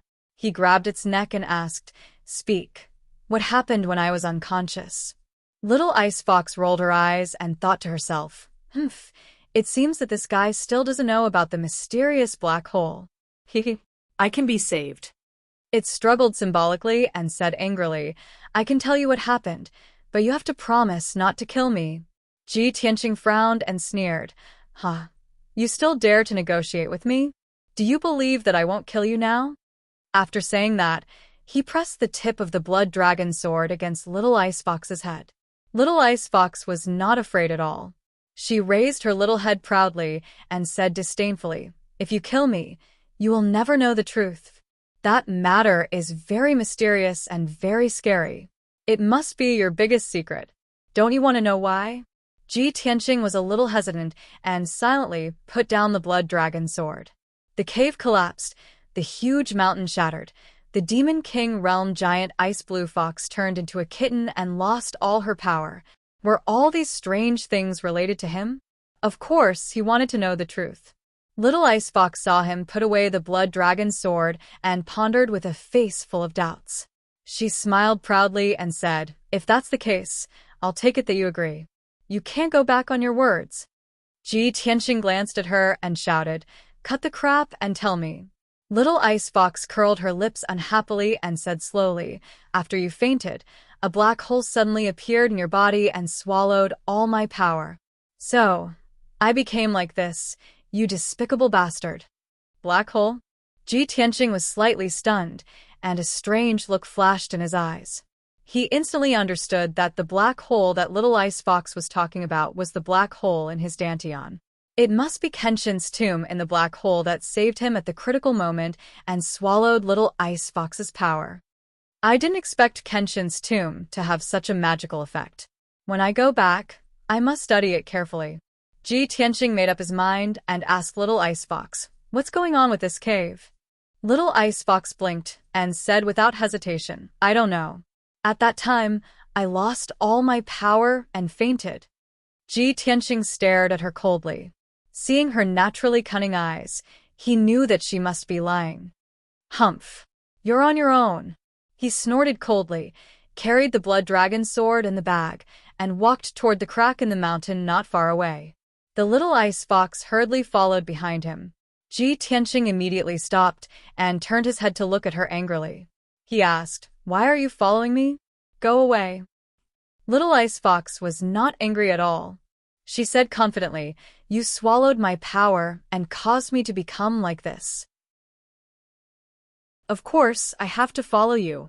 Ji Tianqing sneered and said, "Little thing, I'm already merciful enough that I didn't kill you with my sword. Don't provoke my anger again." The Little Ice Fox immediately frowned and pouted, revealing an angry and aggrieved look. "You bastard, you don't keep your word. Are all of you humans so treacherous? What do you mean I don't keep my word?"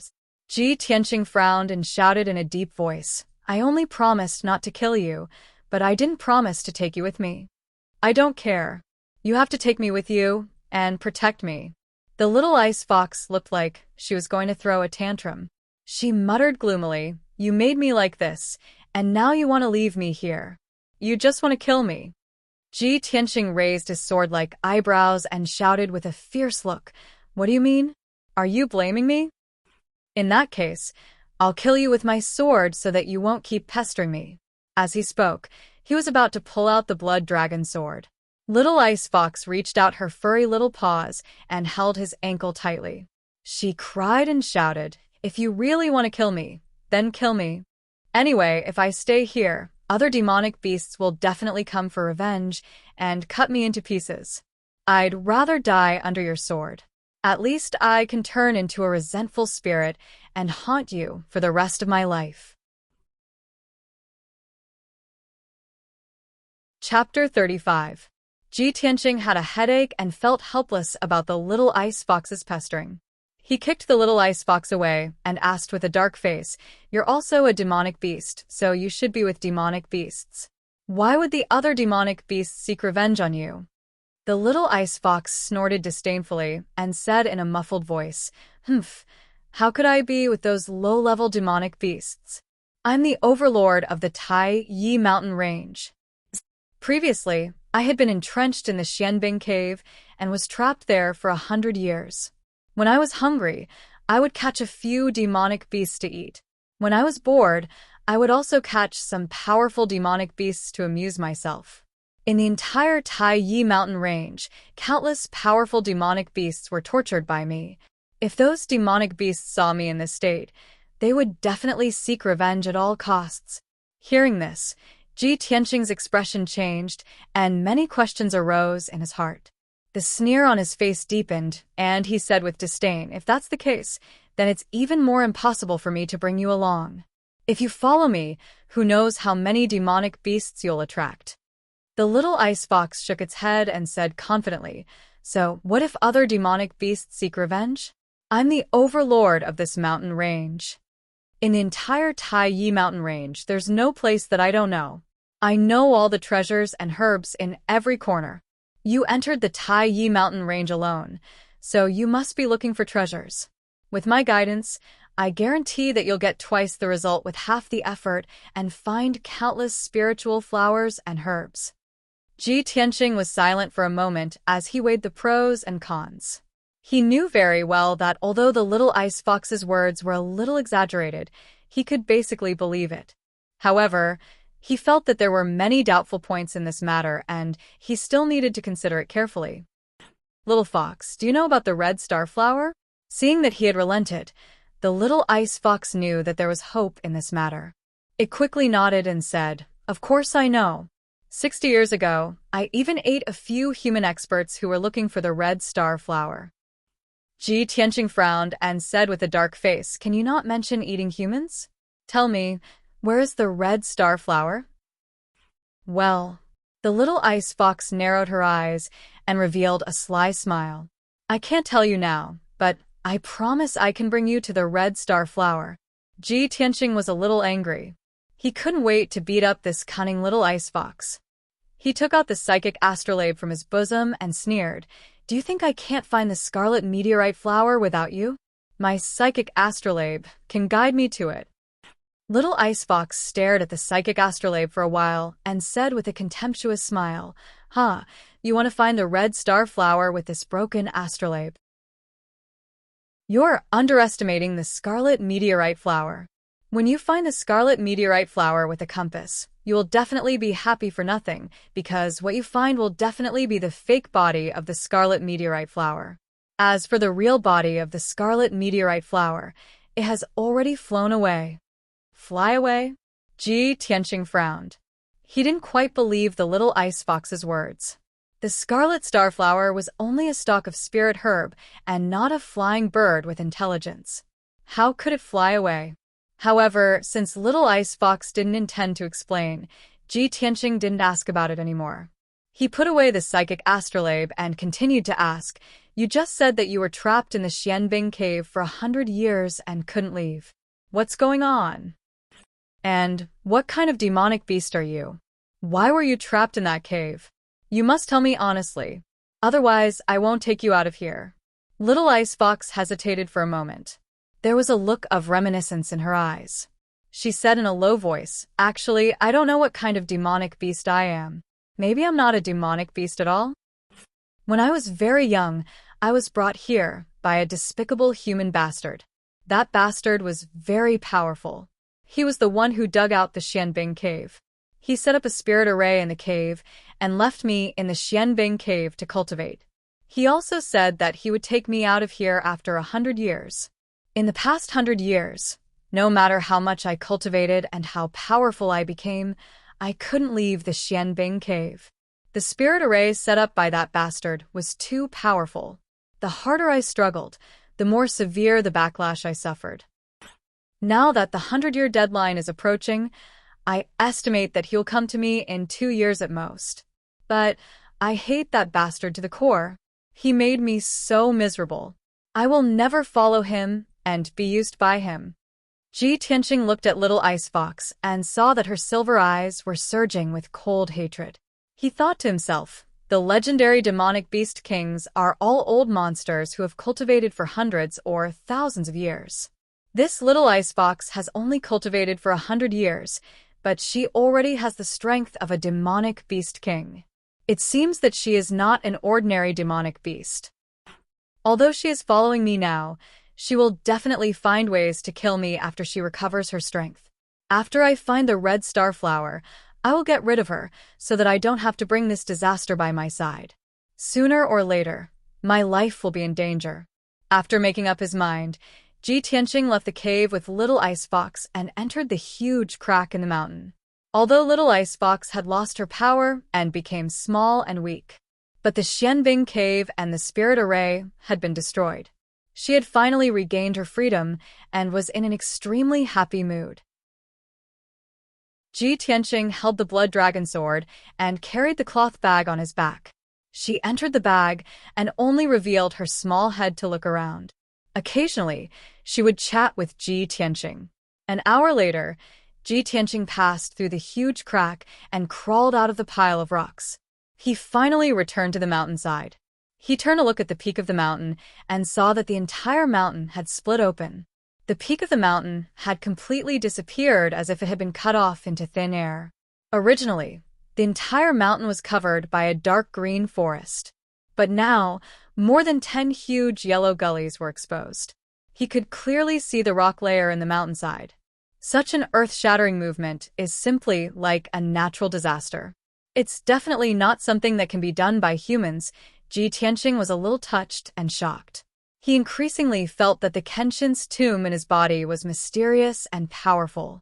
At this moment, a huge spiritual crane that was as white as snow was gently flapping its huge wings. It flew leisurely from high up in the sky and flew into the depths of the mountain range. Ji Tianqing immediately raised his eyebrows. A hint of surprise flashed through his eyes. He muttered softly, "She's here too? Is she also here for the red star flower?"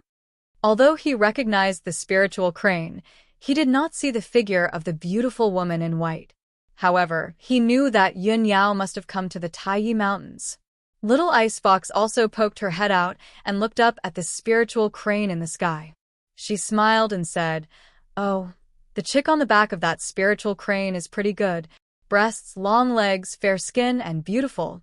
If I can marry her, I don't know how many people will be jealous. TSK, TSK." Her tone was a little flirtatious, but it was more of a teasing tone.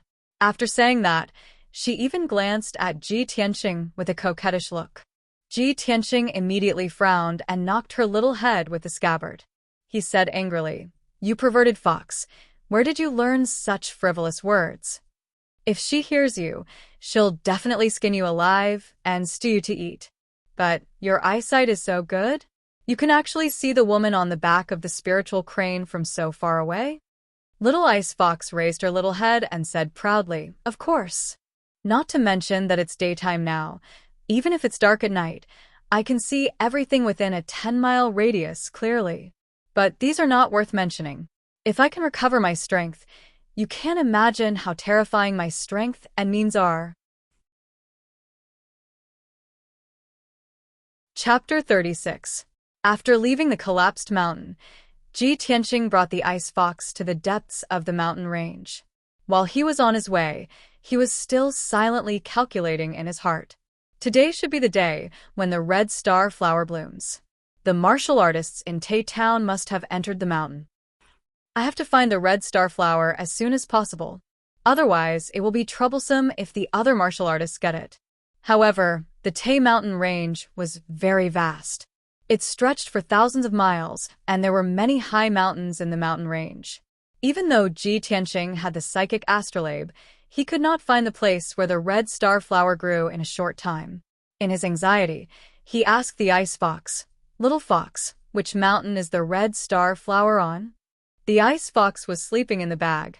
When it heard Ji Tianqing's question, it answered without raising its head, "As for which mountain it is on, we will only know when we reach that area. We are still far from that area. Anyway, you just have to keep going forward." Ji Tianqing was not satisfied with such a perfunctory answer. He picked up the Ice Fox and stared at it with a serious expression. He said in a low voice, "Little Ice Fox, the red star flower is very important to me. I have to get it. If you dare to play any tricks, I will not let you off." However, the little Ice Fox did not take his threat to heart at all. She was still in a lazy posture. It stretched lazily and looked at Ji Tianqing with a smile. "Hey, can't you have some confidence in me? I am the overlord of the Tai mountain range. I have been here for hundreds of years. It is just a red starflower. I will bring you to it before the sky turns dark." Ji Tianqing saw that the Ice Fox did not seem to be lying. He believed it for the time being and continued to travel through the forest. The Ice Fox did not sleep anymore. It lay lazily in the bag, raised its head, and closed its eyes to rest. It even chatted with Ji Tianqing. "Hey, what is your name?" Ji Tianqing answered expressionlessly, "Ji Tianqing." The Ice Fox smiled and said, "Then what should I call you?" Little G? G? Or Little Tianqing? Which one sounded better? You can choose one. Ji Tianqing's face darkened. He said impatiently, "Can you remove the word little?" "All right, old Ji, you're so weak. Why did you come to the Taiyi mountain range to look for the scarlet starflower?" Ji Tianqing's face turned even darker. "Hey, why aren't you saying anything?"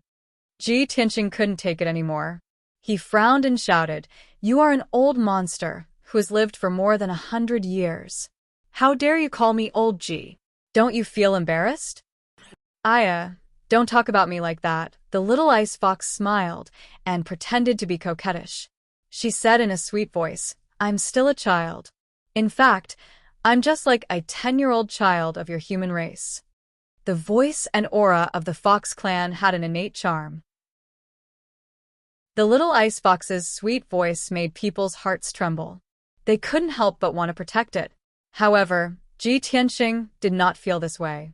Instead, he felt goosebumps all over his body. Were you a mute in your previous life?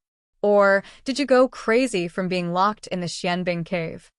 The little ice fox was not angry at all. Instead, she smiled proudly. Are you angry? Hehe. Don't be so old-fashioned. It's so boring. Old G, tell me about the stories of your human race. For example, once upon a time, there was a scholar who saved an injured fox, and then the two of them consummated their marriage. Ji Tianxing was completely speechless. He ignored the little ice fox and hurried on with his journey. He muttered to himself, no wonder the demon foxes in the legends are so cunning. This little ice fox has only lived for 100 years, but she has such a sharp tongue. If she is allowed to grow for 300 to 500 years, won't she be able to bring disaster to the country and its people? Unknowingly, 6 hours had passed. Ji Tianxing hurried on with his journey. He crossed 7 mountains and finally entered the depths of the Tai Yi mountain range. Although he was strong and had great endurance, he could travel through forests and mountains as if he was flying. However, he had been hurrying on with his journey for such a long time. He was drenched in sweat and had used up a lot of his energy. In the evening, he stopped at the foot of a tall mountain and sat beside a small stream to rest. He took out a water bottle and dry food from his bag. He ate a few pieces of beef jerky and drank a few mouthfuls of clear and sweet mountain spring water. His energy recovered by a lot. The little ice fox also took out 2 pieces of jerky from its bag. It imitated Ji Tianxing and ate it with its little paws. Ji Tianxing rested for a while and asked, Little fox, are you sure the red star flower is on this mountain? The little fox glanced at him unhappily and nodded. Of course. Why don't you believe me? I can already smell the scent of the red star flower. Smell the scent of the red star flower? Ji Tianxing raised his eyebrows and asked in surprise, Are we very close to it? After saying that, he looked around a few times. TSK. The little ice fox curled its lips in disdain. Stop looking. We're at least 10 miles away from the red star flower. You can smell the scent of the red star flower from 10 miles away. Ji Tianxing obviously did not believe it and looked at it with a scrutinizing look. The little ice fox raised its little head proudly and said with a smile, I've told you before. You can't imagine how sharp my 5 senses are. Besides, the red star flower needs to absorb the essence of the sun and the moon to grow. Of course, it won't grow at the foot of the mountain. It must grow at the peak of this mountain. However, you'll have to go over this mountain and reach the cliff behind to find it. Before it could finish its sentence, it was stunned and a strange look flashed in its eyes. However, it concealed it very well and said to Ji Tianxing with a smile, Old Ji, it's getting late. Let's go up the mountain quickly. Ji Tianxing saw that its expression was strange. He carried his bag and blood dragon sword and rushed to the peak of the mountain. He asked softly, Little fox, what's wrong? Is there any movement from the red star flower? The little ice fox curled up in the bag and said in a muffled voice, The red star flower can only move at noon and midnight after absorbing the essence of the sun and the moon. You have to find it before midnight. However, we might be in a bit of trouble now. You have to speed up. Ji Tianxing frowned and silently increased his speed to the peak of the mountain. However, after a short 15 minutes, when he was halfway up the mountain, he heard the sound of branches and leaves rustling behind him. He subconsciously turned his head to look and saw a dark red monkey-like demonic beast rushing out of the forest like a gust of wind towards him. The monstrous beast was huge and was more than 3 meters tall. Its limbs were as thick as buckets, and it obviously contained a shocking amount of strength. This is the red fire ape? Ji Tianxing immediately frowned and his expression became serious. An adult red fire ape's strength is comparable to a martial artist at the 6th level of the true energy realm. Moreover, the red fire ape is very intelligent and strong. It's the most difficult to deal with among the mid-tier monstrous beasts. Little fox, you call this a little trouble? We're in big trouble. Chapter 37. With Ji Tianqing's current strength at the 9th body refinement layer, he had no chance of winning against the scarlet fire ape. His expression was serious as he vigilantly stared at the approaching scarlet fire ape. The little ice fox poked its little head out of the bag. After looking at the scarlet fire ape, it disdainfully curled its lips. Che. Just that stupid monkey. How strong can it be? In the past, it ran to the Xianbing cave to save its child, but I sent it flying down the mountain with a single slap. Ji Tianqing instantly knit his brows and snappily shouted, "It came to find you for revenge? Could it be that you killed its child?" The little ice fox disapprovingly said, "What's there to be surprised about? I was bored staying in the Xianbing cave, and its child was jumping around outside. Of course, I had to bring that little monkey into the cave to play with. I never thought that little monkey would be so weak. I didn't even play with it for a bit before its forelegs kicked and it died." Ji Tianqing was speechless. He angrily laughed as he scolded, "You're still being reasonable, aren't you? Hearing your tone, you didn't play to your heart's content and seemed disappointed? AI. Let's not talk about the past." The little ice fox had a dispirited appearance as it shook its head and said, "You should think about how to deal with this fire monkey. You..." Ji Tianqing angrily gritted his teeth. He wished he could beat the little ice fox half to death to vent his anger. But at this time, the scarlet fire ape was only 5 feet away from him. The scarlet fire ape opened its strong arms and stood on the ground. Its scarlet eyes stared at Ji Tianqing. It opened its wide mouth and revealed 2 rows of sharp teeth. At such a close distance, Ji Tianqing could smell the thick scent of blood coming from its body. He could clearly see the blood and bone fragments in its teeth. He secretly gripped the blood dragon sword, and his muscles tightened as he accumulated all his strength. Roar! The crimson fire ape suddenly let out a low roar and suddenly jumped up. Like an arrow leaving the bow, it pounced towards Ji Tianqing with its huge claws. Ji Tianqing immediately moved 3 meters away, narrowly dodging the crimson fire ape's attack. Bang bang! The crimson fire ape's huge claws slammed onto the ground, shattering a huge rock the size of a water tank. This red fire ape is actually so powerful. Ji Tianqing was shocked. He waved his sword with all his might and slashed at the back of the red fire ape. The crimson fire ape turned around and swung its arms to hit the blood dragon sword, sending it flying. With a whoosh sound, it stabbed into a tree not far away. Ji Tianqing was also sent flying 10 feet away and fell on the grass. His right shoulder was numb and stinging, and for a moment, he couldn't exert any strength. The crimson fire ape's figure flashed and pounced over. With a bang, it slapped Ji Tianqing. Ji Tianqing was immediately sent flying more than 20 feet away. He crashed into a big tree and rolled into the bushes. The clothes on his back were torn apart by the crimson fire ape's sharp claws. His entire back was covered in blood and burning pain. After being slapped by the crimson fire ape, he felt that all the bones in his body were about to break. He was so dizzy that he couldn't get up at all. The bag on his back was also sent flying by the crimson fire ape. It fell into the grass and all the food inside spilled out. However, the little ice fox was safe and sound. Seeing that the situation wasn't good, it had already jumped out of the bag and onto the top of a tree. The crimson fire ape didn't chase after Ji Tianqing.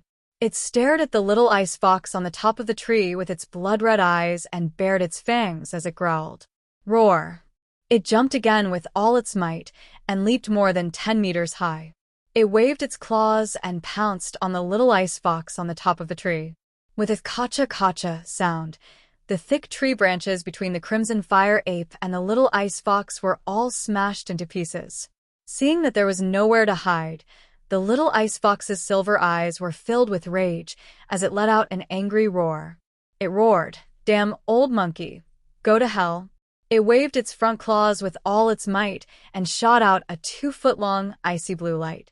It shot towards the Crimson Fire Ape like a sword. The Crimson Fire Ape had just pounced in front of the little ice fox and couldn't dodge in time. It was instantly hit in the chest by the icy blue light. Bang! With a muffled sound, the Crimson Fire Ape flew back from the top of the tree. It drew an arc in the sky and landed on the grass a few meters away with a plop. There was a big hole in the grass. Dirt, stones, and grass were mixed together and splattered everywhere. When the Crimson Fire Ape struggled to get up, its chest was already stained with blood. There was a fist-sized bloody hole. The little ice fox had released an icy blue light and severely injured the Crimson Fire Ape. However, the icy blue brilliance had already exhausted its power, and it immediately fell from the tree into the bushes in a dispirited manner. Seeing this, the Crimson Fire Ape's eyes shone fiercely. It roared and pounced on the little ice fox. Ji Tianqing saw that the little ice fox couldn't escape or resist. He subconsciously rushed over to save it. However, his blood dragon's sword was sent flying. Without a weapon in his hand, how could he block the Crimson Fire Ape's attack? At this critical moment, he suddenly recalled the scene in the Xianbing cave last night. At that time, he was bound by the little ice fox's icy blue light. He struggled with all his might and managed to force out the 12 streaks of sword qi in his body. They circled around him and danced. Thinking of this, he activated the sword qi in his body with all his might and forced the 12 streaks of sword qi out of his body. Swish, swish, swish, swish. 12 streaks of golden sword qi instantly appeared and danced around him. Go! Ji Tianqing roared and controlled the 12 streaks of sword qi to attack the Crimson Fire Ape that was 3 meters away. The Crimson Fire Ape's chest was severely injured. Its strength was greatly reduced, and its speed of attack was also much slower. It had just rushed to the little ice fox's side and raised a pair of fan-sized palms to slap the little ice fox. At this moment, the 12 streaks of sword qi pierced over at lightning speed. It was immediately forced to withdraw its palms and quickly retreat. Swish! Swish! The sword qi slashed the Crimson Fire Ape's shoulder and neck, leaving behind 3 thin and long wounds. Dark red blood flowed out. Although the Crimson Fire Ape's injuries weren't serious, the 12 streaks of sword qi that were flying around it made it unable to get close to the little ice fox. It roared furiously and desperately waved its claws to attack the surrounding sword qi. It wanted to break through the encirclement of sword qi and kill Ji Tianqing. Ji Tianqing's face was as pale as a sheet of paper. He dodged backward while concentrating on controlling the sword qi to kill the Crimson Fire Ape. The Crimson Fire Ape kept roaring and desperately closed in on Ji Tianqing.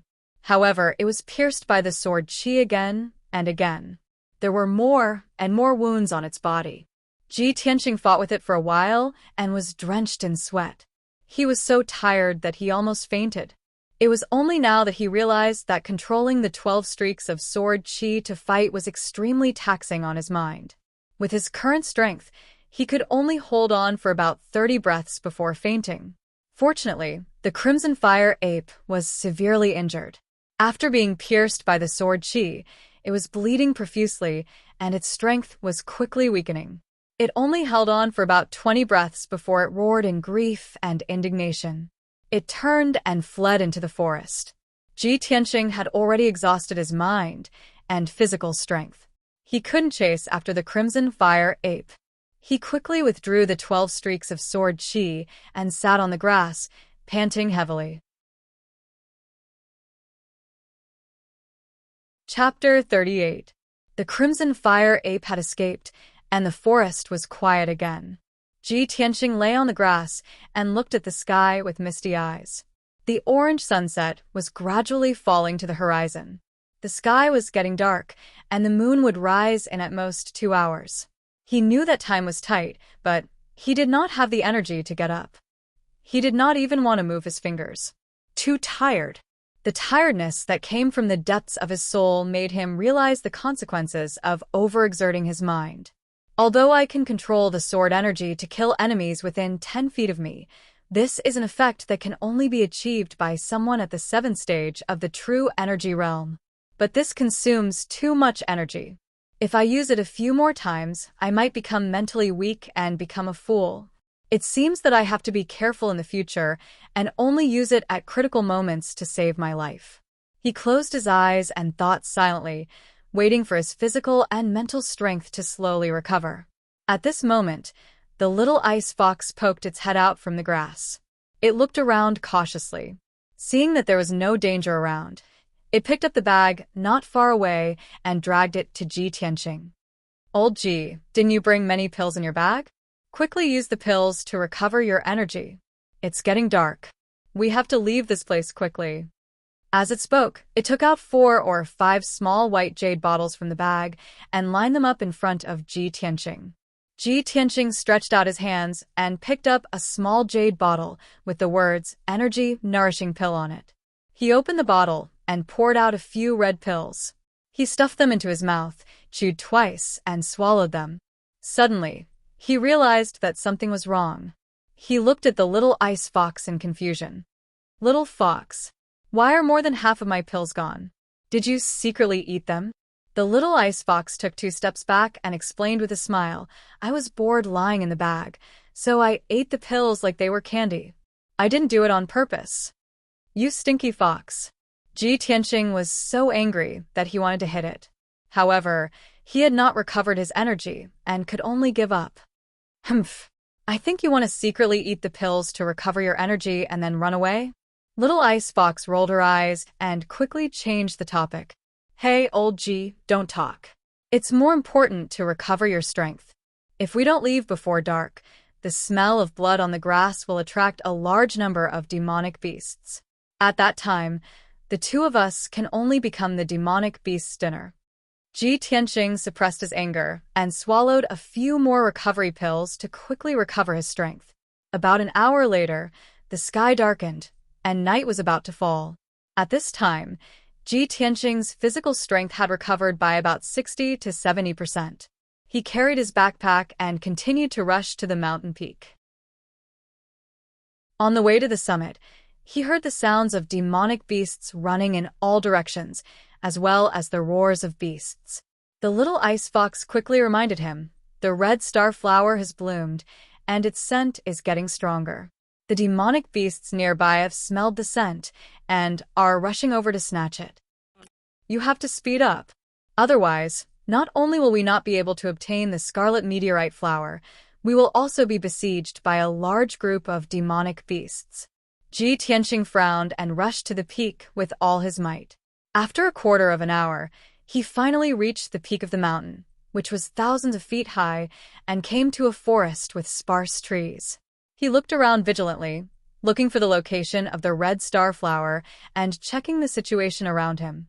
However, the sky was already dark, and the forest was dimly lit. It was difficult to see clearly. He could only hear the sounds from the surrounding forest getting louder and louder, and the roars of beasts were getting closer. Little Ice Fox quickly stretched out her little paw and pointed to the southwest of the forest. Over there. Go quickly. There's a cliff over there. At this moment, Ji Tianqing did not have time to distinguish whether she was telling the truth or not. He hurriedly rushed over. He ran wildly for more than 3 miles before he rushed out of the dense and dark forest and came to a patch of rubble. The empty space with a radius of 1,000 feet was filled with rubble. Between the dark brown boulders, there were weeds that were half a man's height. Ji Tianqing jumped into the rubble, and his body nimbly passed through dozens of boulders and dense bushes. Finally, he arrived at the edge of the cliff. 5 steps in front of him was the cliff, and in front of him was the sky that was shrouded in thick fog. The cliff was at least thousands of feet deep. White fog constantly rose from the bottom of the cliff, obscuring everything at the bottom of the cliff. Ji Tianqing could not see clearly. Little Ice Fox's little red nose twitched twice, and her eyes revealed a touch of joy. She hurriedly urged, Old Ji, the scent of the red star flower is coming from the bottom of the cliff. It's not more than 200 feet away from us. Hurry up and look for it. Ji Tianqing was also delighted, and he looked around in high spirits. He stepped on the edge of the cliff and leaned half of his body to look down. He immediately saw that there was a steep rock cliff below the cliff. However, the cliff was not flat, and there were many cracks in many places. There were also many protruding boulders embedded in the cliff, and there were many green vines growing on them. Night finally fell. The stars and the moon had not yet appeared, and the world was pitch black. Ji Tianqing anxiously searched the area within a radius of 200 feet, but he did not see the red star flower. He did not even find a strand of strange-looking medicinal herb. Suddenly, Little Ice Fox, who was lying on his shoulder, stretched out her little paw and pointed at a huge rock at the bottom of the cliff. She cried out in surprise, "Old Ji, look over there." Ji Tianqing hurriedly looked in the direction that she was pointing at, and he immediately saw that in the cracks of the huge rock, there was a faint silver light. "It's the red star flower. It must be." Ji Tianqing's spirits were lifted, and he hurriedly found a vine that was as thick as a wrist on the ground. He climbed down the cliff using the vine. Before he came to the Taiyi Mountains, he had carefully investigated information about the red star flower. The red star flower was more than 2 feet tall. Its stem and branches were dark, but its flower was silver. This flower had absorbed the essence of the sun, moon, and stars for many years. Its petals would emit a faint silver light at night, just like starlight. However, this flower only bloomed once every 60 years, and each plant only had one flower. The flower would only bloom for 6 days before it wilted. Not long after, Ji Tianqing crawled along the vines until he was about 10 feet below the cliff. His feet stepped on a big rock that protruded from the cliff. However, he was still more than 40 feet away from the huge rock where the red star flower grew. With his strength, it was impossible for him to jump over. The cliff between the two huge rocks was bare, and there was no place for him to lean on. There was only a cluster of dark green vines growing on it. The vines were only as thick as chopsticks, and they looked very weak. They could not support his weight at all. He had no doubt that if he climbed those vines to pick the red star flower, he would definitely fall off the cliff and be smashed into pieces. At this moment, Ji Tianqing's face revealed a helpless, bitter smile. The red star flower was not far in front of him, but he could not pick it, and he could not even get close. Moreover, he could clearly hear the footsteps of demonic beasts running from the rocks above the cliff. At least 3 demonic beasts had already rushed to the edge of the cliff. Chapter 39. What should I do? Ji Tianqing looked at the huge rock 4 feet away. His eyes were fixed on the starlight in the cracks of the rock, and he was trying to think of a solution anxiously. At this moment, the little ice fox came out of the bag and jumped down nimbly. It landed beside Ji Tianqing's feet. It observed the distance between the 2 huge rocks, and a smile flashed across its silver eyes. While Ji Tianqing was not paying attention, it jumped out with all its might. Swoosh! Just as it was about to fall from midair, it suddenly opened a pair of ice-blue wings under its abdomen and flapped them vigorously. Its figure drew an ice-blue arc in midair, and it flew lightly towards the huge rock not far away. Seeing this, Ji Tianqing was stunned for a moment and immediately revealed a gratified smile. That's right. Why didn't I think of the little fox? It has wings, and it can totally fly over there.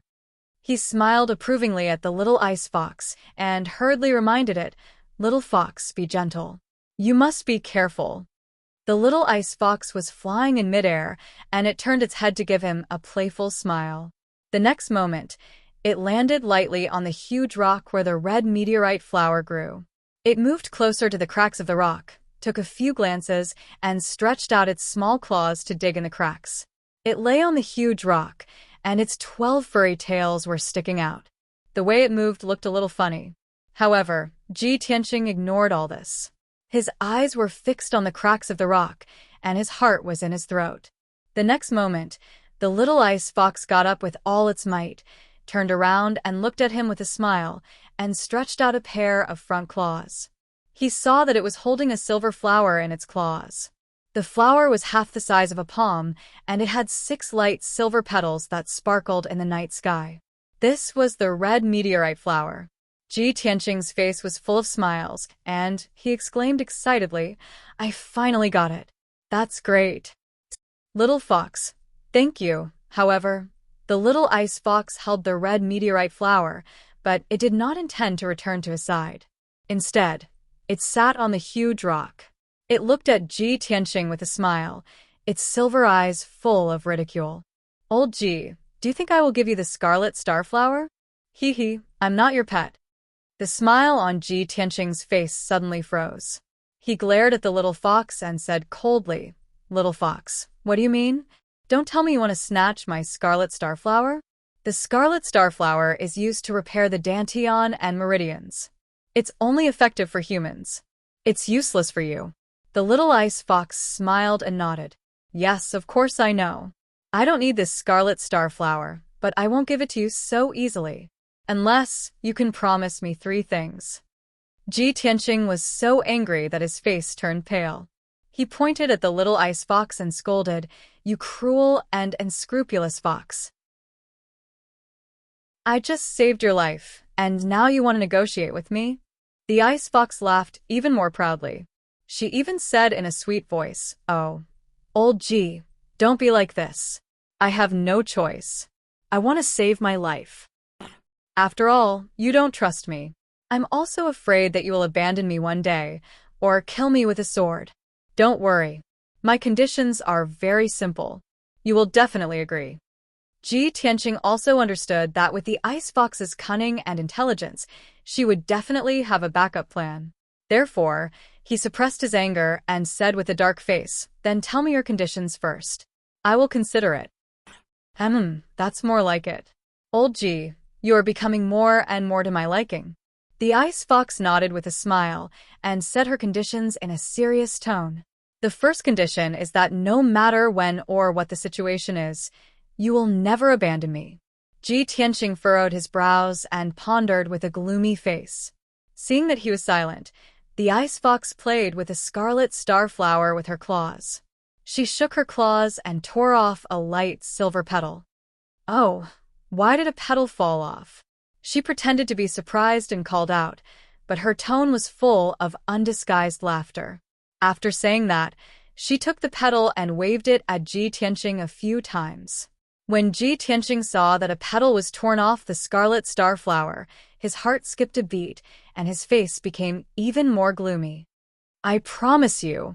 The ice fox nodded with satisfaction and continued, "The second condition is that no matter when or what the situation is, you will never kill me." Ji Tianqing stared at her with a face full of anger and shouted angrily, "I promise you." Very good." The ice fox nodded with satisfaction again and said with a smile, "The third condition is that you must protect me wholeheartedly and not let me get hurt. Don't you go overboard." Ji Tianqing was so angry that he gritted his teeth. His eyes revealed a cold, murderous intent. The ice fox played with the scarlet starflower again and pretended to be surprised. Oh, it fell off again. Seeing that it was about to tear off another petal, Ji Tianqing's heart ached. Without hesitation, he shouted coldly, "Don't. I'll agree to your request." The ice fox looked at him with a smile but still refused to believe him. It held the scarlet starflower with its little claws and extended it to the sky outside the giant rock. It looked like it was going to throw it down the cliff. "Old Ji, unless you swear to heaven and earth, I will only believe you." Ji Tianqing was so angry that his lungs were about to explode. He stared at the ice fox with a pale face. If looks could kill, the ice fox would have been torn into pieces. "Hurry up and swear," the ice fox urged with a smile. "Otherwise, I will throw the scarlet starflower down the cliff." Ji Tianqing held back his anger and said through gritted teeth, "I, Ji Tianqing, swear to heaven that I will never go back on my word after I agree to the 3 conditions of the ice fox." The ice fox sat on the giant rock and looked at him with a smile. After listening to him, it said, "That's it? Old Ji, you're not sincere. You haven't finished the second half of your sentence." "What are you talking about? What are you talking about?" Ji Tianqing was so angry that he almost vomited blood. With a black face, he scolded, "Stupid fox, are you done?" The ice fox did not continue to pester him. It nodded with a smile and said, "All right, seeing that you are sincere, I will believe you for now. Sigh, I am too kind and soft-hearted. Old Ji, you must remember the promise between us." After it finished speaking, it flapped its wings and slowly flew back to Ji Tianqing. Ji Tianqing grabbed the scarlet star flower that it was holding and carefully put it into a sandalwood box together with a petal that was torn off. "Stupid fox, you." Just as he was about to grab the little ice fox and give it a good beating, the little ice fox was prepared for it. It immediately flew 20 feet into the air. "Old Ji, don't be angry. Look above us first."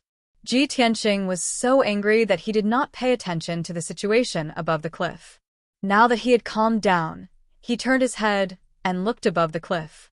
His expression changed instantly. He saw that on the edge of the cliff 10 feet above him, more than 10 heads of monsters had popped out. More than 10 pairs of cold eyes were staring at him with murderous intent. Chapter 40. The dozen or so gigantic demonic beasts were all mid-tier demonic beasts. Any one of them was as powerful as a martial artist at True Element Realm LV5. With Ji Tianqing's current strength, he could not even defeat one of the demonic beasts, let alone a dozen of them. Most importantly, he was trapped on a huge rock at the bottom of the cliff. He could neither reach the sky nor the ground. The dozen or so demonic beasts were lying on the edge of the cliff, waiting for him to escape. "I'm dead." Ji Tianqing's face darkened. The joy of obtaining the red meteorite flower had disappeared immediately. He secretly held the blood dragon sword tightly and stared at the demonic beasts on the cliff. Although the demonic beasts could still restrain their desire to snatch the red meteorite flower, Ji Tianqing was still worried. If he dragged on for too long, the demonic beasts would pounce on him without regard for their lives. What should he do then? Just then, the ice fox's voice sounded behind him. "Old Ji, you only have 2 choices now. Either you climb up and be eaten by the demonic beasts, or you jump off the cliff and die. However, there are demonic beasts at the bottom of the cliff. In the end, your body may still be eaten." Ji Tianqing was so angry that his teeth itched. He shouted angrily, "Cut the crap and think of a way. If I don't live, do you think you can escape?" "Of course."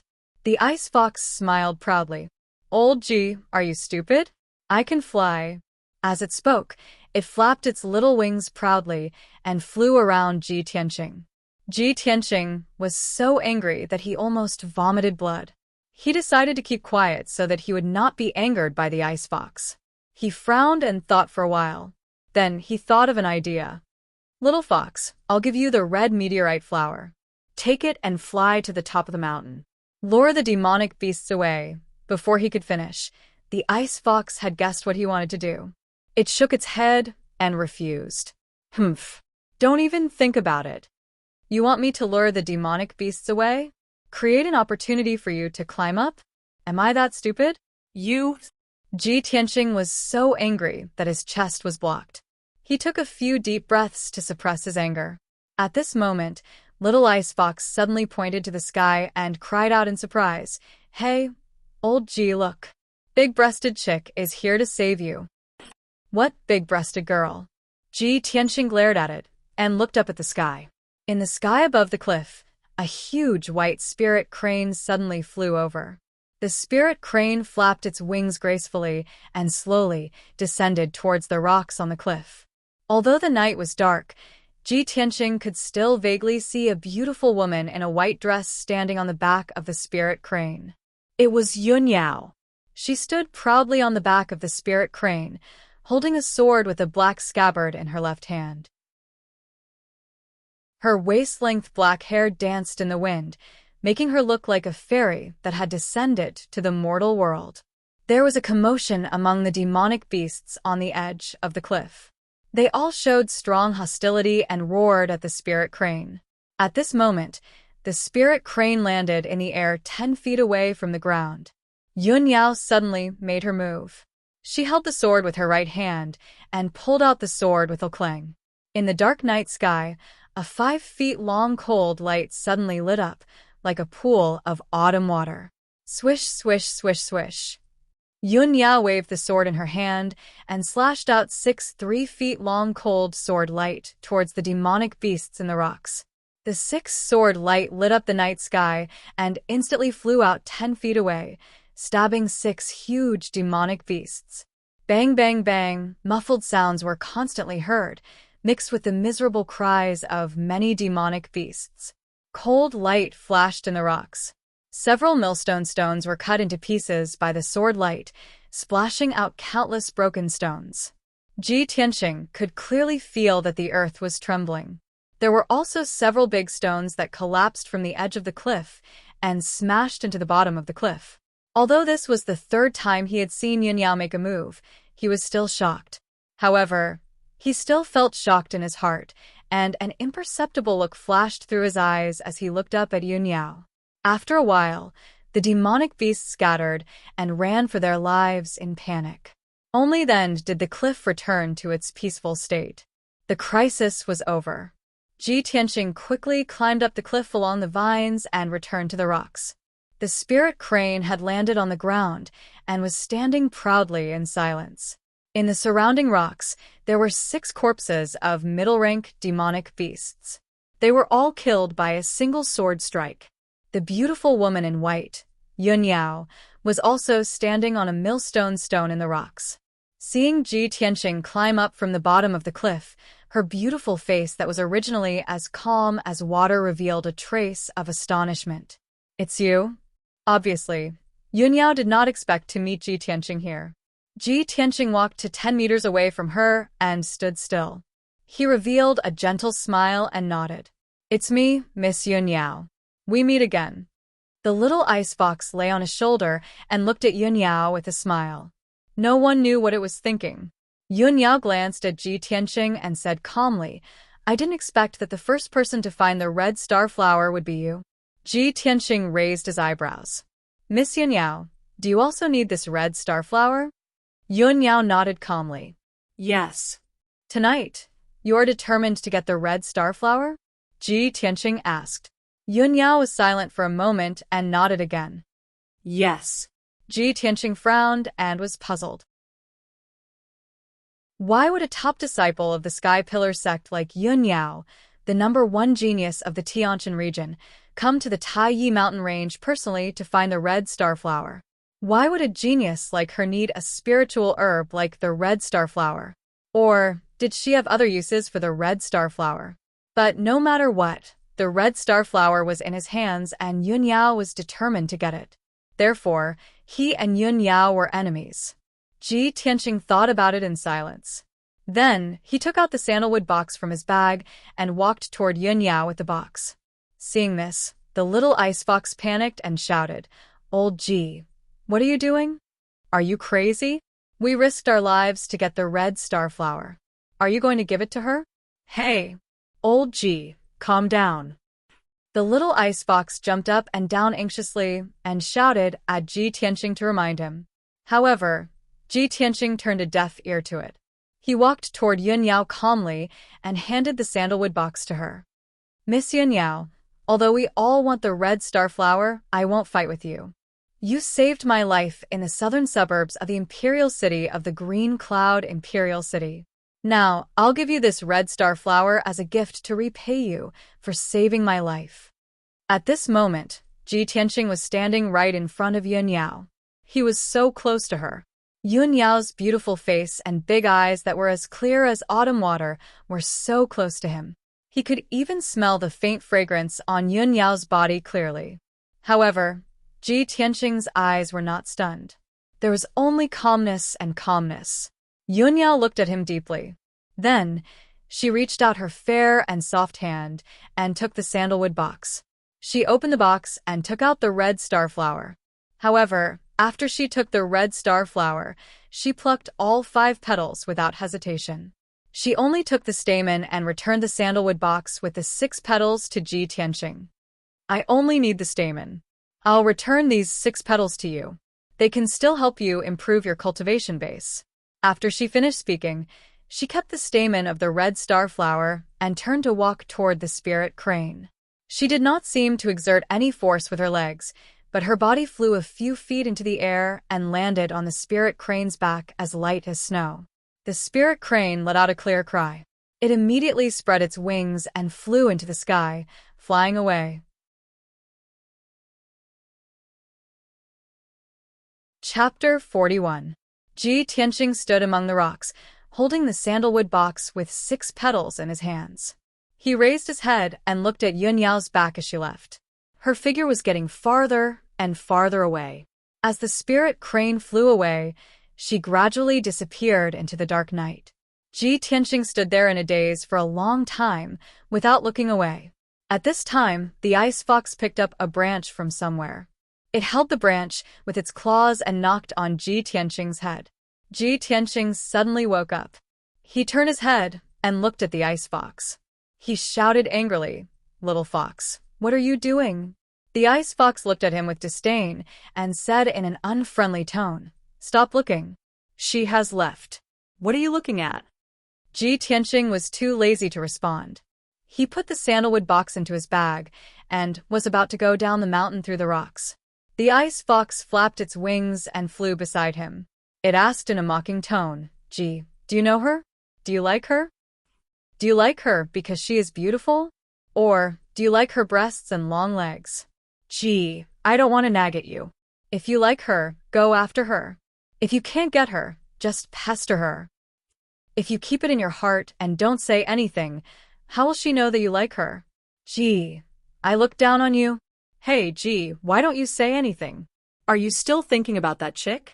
Ji Tianqing wanted to go down the mountain in silence and ignore the ice fox. But he was annoyed by the ice fox's harassment. He couldn't help but shout angrily, "Little fox, shut up." Seeing that he was angry, the ice fox didn't say anything more. It muttered a few words unhappily and went back to sleep in the bag. "Humph. When you saw the big-breasted chick, you looked like you were obsessed with her. You even gave away the red starflower that we tried so hard to find. If that big-breasted chick wasn't so reserved, you wouldn't even have a petal left. Humph. How can a gullible guy like you protect me in the future? I'm really worried about my future." Ji Tianqing was too lazy to explain what had happened to the ice fox. He did not want to explain that he did not want to owe anyone a favor. To explain the meaning of favor to a little fox demon, he felt awkward just thinking about it. He simply hurried on his way in silence, rushing all the way down the mountain. About an hour later, Ji Tianqing arrived at the foot of the mountain and returned to the mountain stream. Now that he had obtained the red starflower, there was no need for him to stay in the Taiyi mountain range and risk his life. He just wanted to leave this place as soon as possible. Even though the Taiyi mountain range was extremely dangerous at night, with countless demonic beasts roaming about. However, Ji Tianqing knew that with the little ice fox's keen 5 senses, she would be able to help him avoid most of the demonic beasts. However, when he followed the mountain stream and walked out of the forest, a cold laugh came from the dark forest not far away. Haha, I didn't expect that someone would have already obtained the scarlet meteorite flower before all the experts have found it. Suddenly hearing the owl-like cold laugh, Ji Tianqing stopped in his tracks. He looked at the forest vigilantly and secretly held the blood dragon's sword tightly. He did not open his mouth to speak. His eyes were searching in the dark forest, and his ears were listening to all the sounds within a radius of 30 meters. In the next moment, the hoarse and unpleasant voice sounded again. "Humph, I'm lucky enough. Not only can I take your head to receive the reward, but I can also get the scarlet meteorite flower. He. As soon as the voice sounded, 3 cold lights suddenly flew out from the dark forest and shot toward Ji Tianqing like sharp arrows. Hidden weapons. Ji Tianqing's pupils constricted. With a step, he moved 3 meters away. At the same time, he waved the blood dragon sword and slashed out a sword light. Ding ding. 2 crisp sounds burst out. 2 cold lights were slashed by the blood dragon's sword and bounced off, landing in the grass. Another cold light brushed past Ji Tianqing. With an ear-piercing sound, it was nailed into a big tree not far behind him. At the same time, a black figure pounced out from the darkness and silently waved 2 sabers to stab Ji Tianqing's vital parts. The black figure's movements were very swift, like a ghost in the night. He held the 2 sharp sabers tightly in his hands. The blades were also black and would not shine with a cold light to attract attention. Ji Tianqing instantly understood that this black figure was definitely an assassin whose job was to kill people. Swoosh. Swoosh. The 2 black sabers were in front of Ji Tianqing. Before the blades arrived, a biting cold force hit his face, causing his cheeks to hurt. At the moment of life and death, his expression was extremely grave. He waved the blood dragon sword with all his might to block the assassin's assassination. Ding ding dang dang. The sabers and swords of both sides clashed several times, producing crisp sounds of metal clashing. Sparks flew from the sabers and swords. Ji Tianqing was also pushed back by the majestic force. His arms were numb and stinging. 3rd level of the true energy realm? Or 4th level? He muttered to himself and roughly judged the black-clothed assassin's strength. Although he did not have much of a chance of winning against an assassin of such strength, he would not be killed so easily. 10 Mysterious Sword Technique. Ji Tianqing clenched his teeth and unleashed his ultimate sword technique with all his strength to fight fiercely with the black-clothed assassin. His muscles swelled up, and his bones made crisp cracking sounds. It was obvious that he had pushed his strength to the limit. The 2 figures kept jumping and moving in the forest. Every time they got close, there would be clashing sounds. It was difficult to tell who was the winner. Ji Tianqing had used up a lot of his strength. He was sweating profusely, and his face was pale. Even his left arm had been hit by a saber, leaving behind a chopstick-sized wound. However, he still clenched his teeth and fought with all his might. He would not back down easily. The black-clothed assassin attacked Ji Tianqing continuously for more than 10 moves. His 2 sabers left a few wounds on Ji Tianqing's body, but he still could not kill Ji Tianqing. He was a little impatient. His eyes were bloodshot and turned dark red. In anger, he unleashed all his strength and used a fatal move. Golden Rainbow Slash. He roared with murderous intent. His 2 sabers slashed out 9 pitch-black saber shadows toward Ji Tianqing's 9 vital points. It looked like there was a towering tree behind Ji Tianqing. Ji Tianqing had nowhere to retreat due to the saber images. At this critical moment, he did not hesitate to use his trump card. Sword Chi out. Following his shout, 12 golden sword chis immediately flew out of his body and stabbed towards the black-clothed assassin with a swish, swish, swish. The rapidly rotating sword chi collided with the 9 saber shadows, causing a series of crisp sounds to ring out. Although the 9 saber shadows did not dissipate, they were knocked out of their original directions. They all slashed into the towering tree and the grass. In a split second, deep dents were left on the thick tree trunks. Several gullies were also cut into the grass. Dust flew everywhere. Sword chi? There are actually so many of them? The black-clothed assassin was stunned. His eyes widened in shock. He already found it unbelievable that a trash in the refinement realm could withstand 30 moves from him. But now, this trash had actually released sword chi, and 12 of them at once. Only experts at the true energy realm level 7 and above could condense the yuan chi in their body into sword chi and release it outside their body to attack. How did this famous trash in the Imperial City do it? Could it be that his strength did not fall to the refinement realm and he was still a genius at the true energy realm level 7?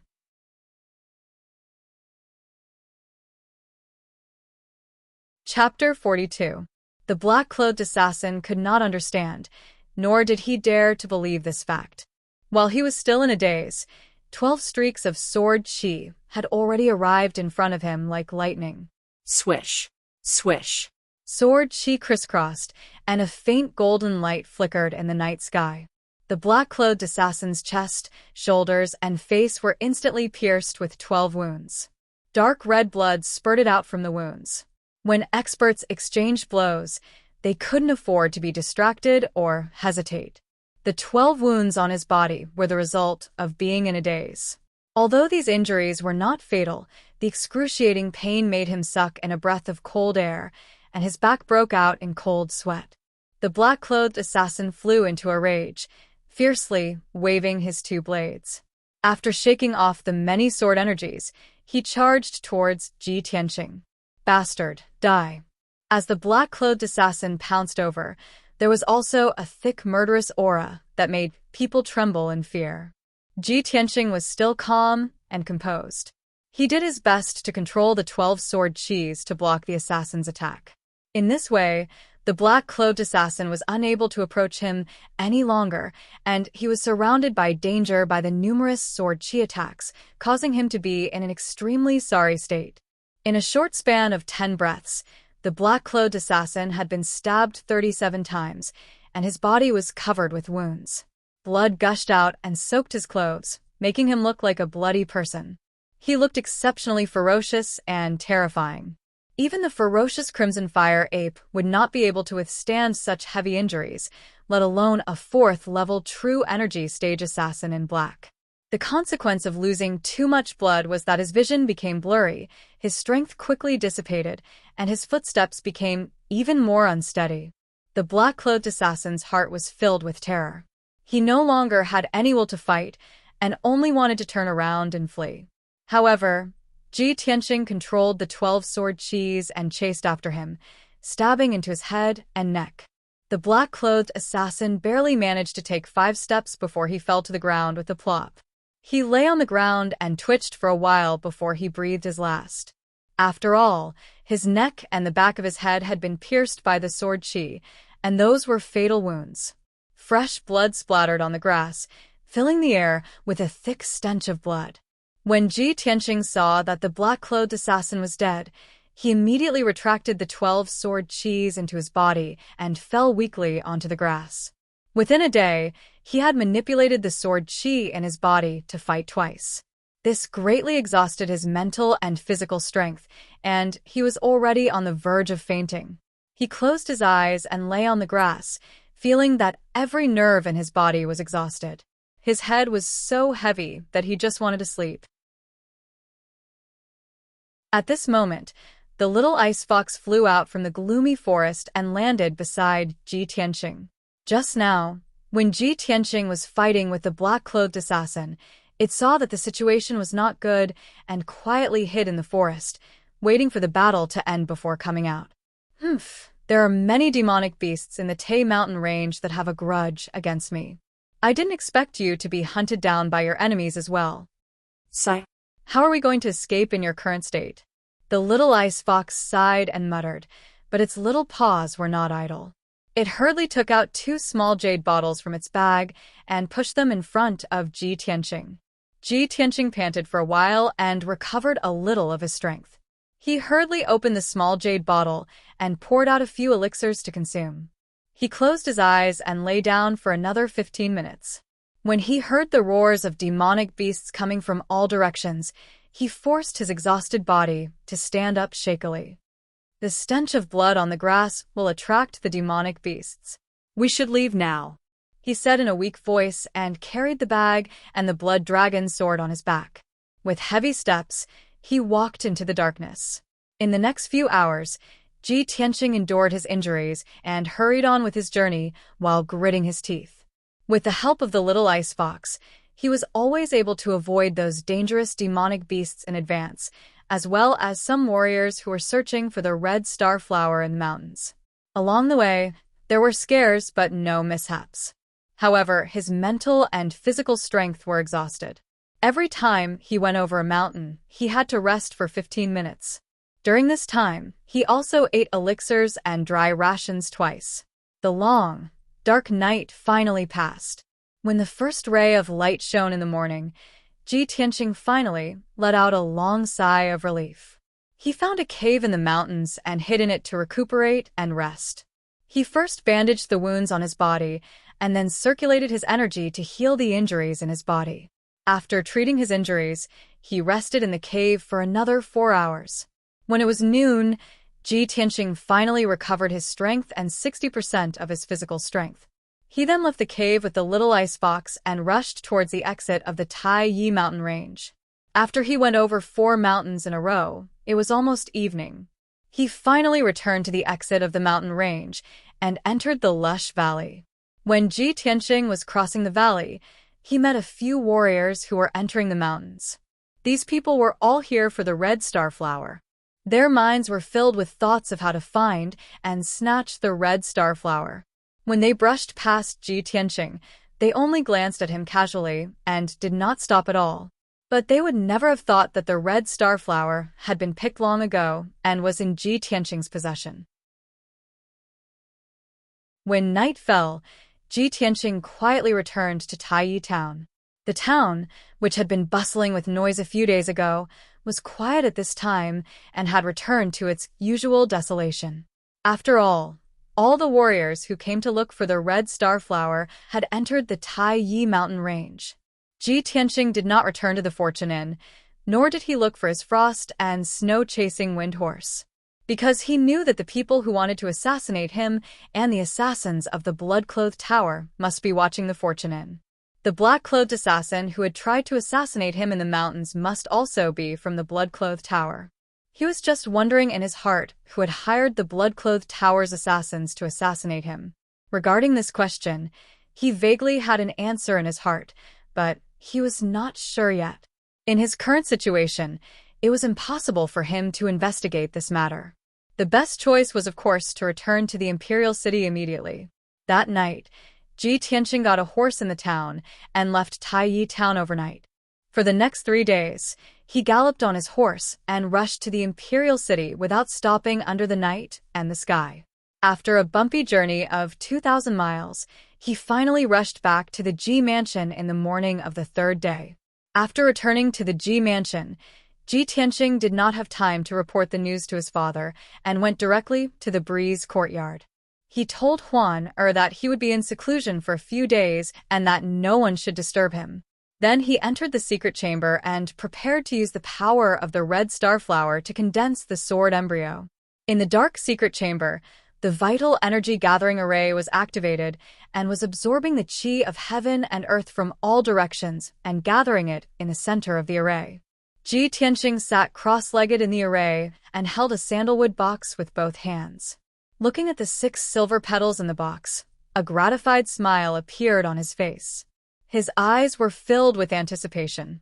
In the past 10 days, he had desperately rushed more than 4,000 miles and almost lost his life several times when he encountered life-threatening situations.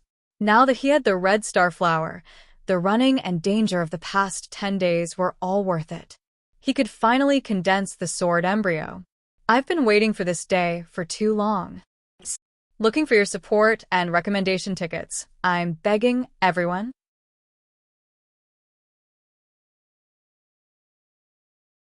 Chapter 43.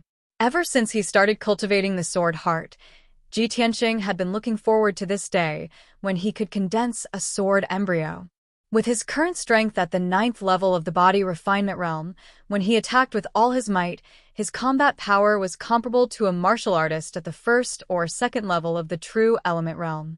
If he used his trump card and manipulated 12 streaks of sword qi to attack, he could even defeat a martial artist at the 3rd or 4th level of the true element realm.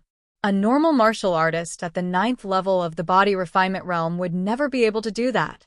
This was the extraordinary part of the sword heart Dao. Ji Tianqing had yet to condense a sword embryo, but he already had such a powerful combat power. If he could successfully condense a sword embryo, how powerful would his combat power be? According to the description on the tombstone, only by condensing a sword embryo can one be considered to have stepped into the sword heart Dao and truly enter the world of sword Dao. After I condense a sword embryo, I will be able to embark on a unique sword Dao. Ji Tianqing murmured in a low voice.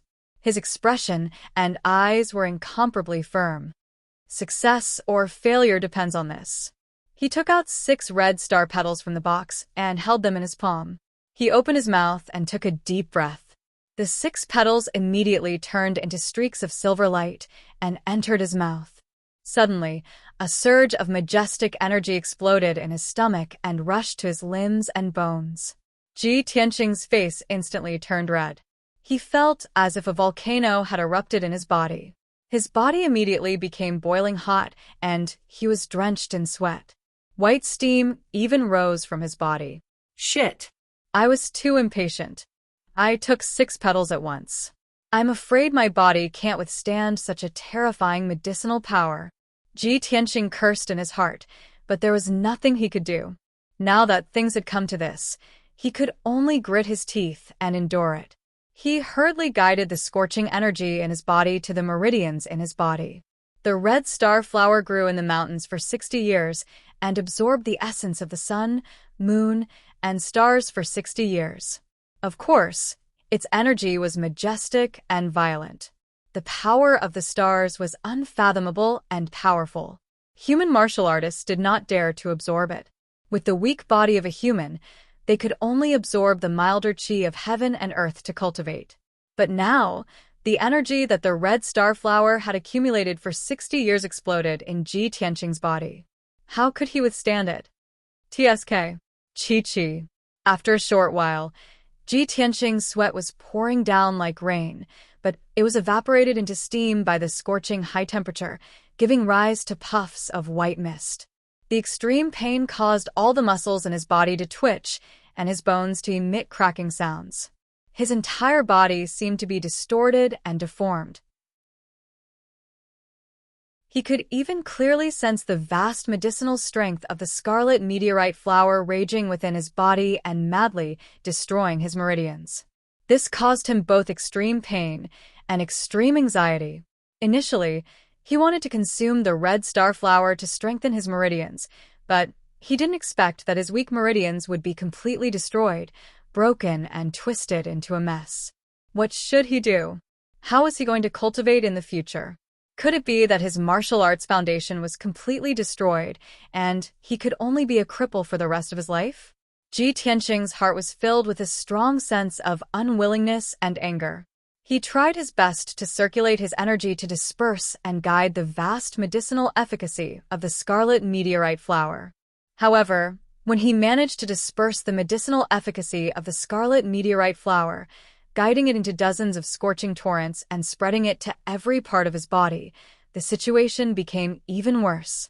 Earlier on, the medicinal efficacy of the scarlet meteorite flower had only destroyed his meridians. Now that it had spread to his limbs and bones, it had destroyed all the meridians in his body. Ji Tianqing was filled with despair. He was so angry that he almost vomited blood. However, he was already powerless to stop the medicinal efficacy of the scarlet meteorite flower. He could only allow the meridians in his body to be destroyed. He felt a warm sensation in his throat. He couldn't help but open his mouth and spit out a mouthful of hot blood. Following that, the skin all over his body started to crack. Numerous cracks and wounds appeared, and countless drops of blood seeped out from them. It's over. My physical body can't withstand the medicinal efficacy. Am I going to explode and die? Ji Tianqing screamed in his heart. His consciousness started to become hazy and blurry. In just a short few minutes, his mental and physical strength were completely exhausted. Intense fatigue surged from the depths of his soul, and he was about to fall asleep. Am I going to die? But I can't accept this. I have yet to avenge the Ling family. I have yet to clear my name as a useless person. I have yet to eliminate the Ji family's internal problems. I have yet to heal my father's injuries. The intense unwillingness in his heart made Ji Tianqing's willpower stubbornly hold on. Although he wasn't unconscious, his consciousness was muddled, and he was on the verge of being half asleep. He couldn't even control his own body. He could only sit stiffly in the array and allow the medicinal efficacy of the scarlet meteorite flower to wreak havoc in his body. He didn't know how much time had passed. It could have been a day or a month. His consciousness started to wake up slowly. He realized that the burning pain in his body had disappeared. The violent and scorching medicinal efficacy of the scarlet meteorite flower seemed to have calmed down. He slowly lowered his head and looked at his body. I am not dead yet. I am still alive. Not only was he not dead, but his physical body was also in perfect condition. Ji Tianqing was instantly energized. His eyes lit up with the flames of hope. As long as he was alive, there was still hope. Although his entire body was sore and numb, he could still feel the tearing pain left behind after his meridians were destroyed. However, he endured the pain and lowered his head to size up his body. The black robe he was wearing was covered in a layer of blood and dirt. It had actually become stiff like a piece of mud. He saw that the bloodstains on his arms and legs were actually black. His entire body was also covered in a thick layer of dirt. How could this be? Why was the blood I vomited and the blood that flowed out from my wounds black? Ji Tianqing was filled with doubts and couldn't figure it out for now. At this moment, he suddenly felt a numbing sensation all over his body. It was unbearably itchy. However, his entire body was sore and numb. He couldn't move at all. It was wishful thinking to reach out and scratch the itch. Ji Tianqing could only endure the numbness and itchiness and calmly sense the situation in his body. Soon, he realized that the damaged and twisted meridians in his body were actually healing rapidly. The majestic medicinal efficacy of the scarlet meteorite flower was still dormant in his body. It actually turned into countless icy cold streams and wrapped around his meridians. The messy meridians were actually recovering rapidly under the nourishment of the cool medicinal efficacy. Ji Tianqing was stunned. After a while, he recovered and immediately guessed the reason. I understand now. I see. The scarlet meteorite flower is indeed a spirit herb. It actually has such miraculous effects. Haha, is this one of the legendary martial Dao's strange realms, destruction before establishment? In this world, legends said that there were many kinds of martial Dao's strange realms that could rapidly increase a martial artist's strength or change a martial artist's talent. For example, bone marrow cleansing, rebirth, destruction before establishment, yin and yang fusion, unity of heaven and man, and so on. They were all martial Dao's strange realms. However, although the effects of martial Dao's strange realms were miraculous, they would only appear on top geniuses or martial artists who had obtained great opportunities.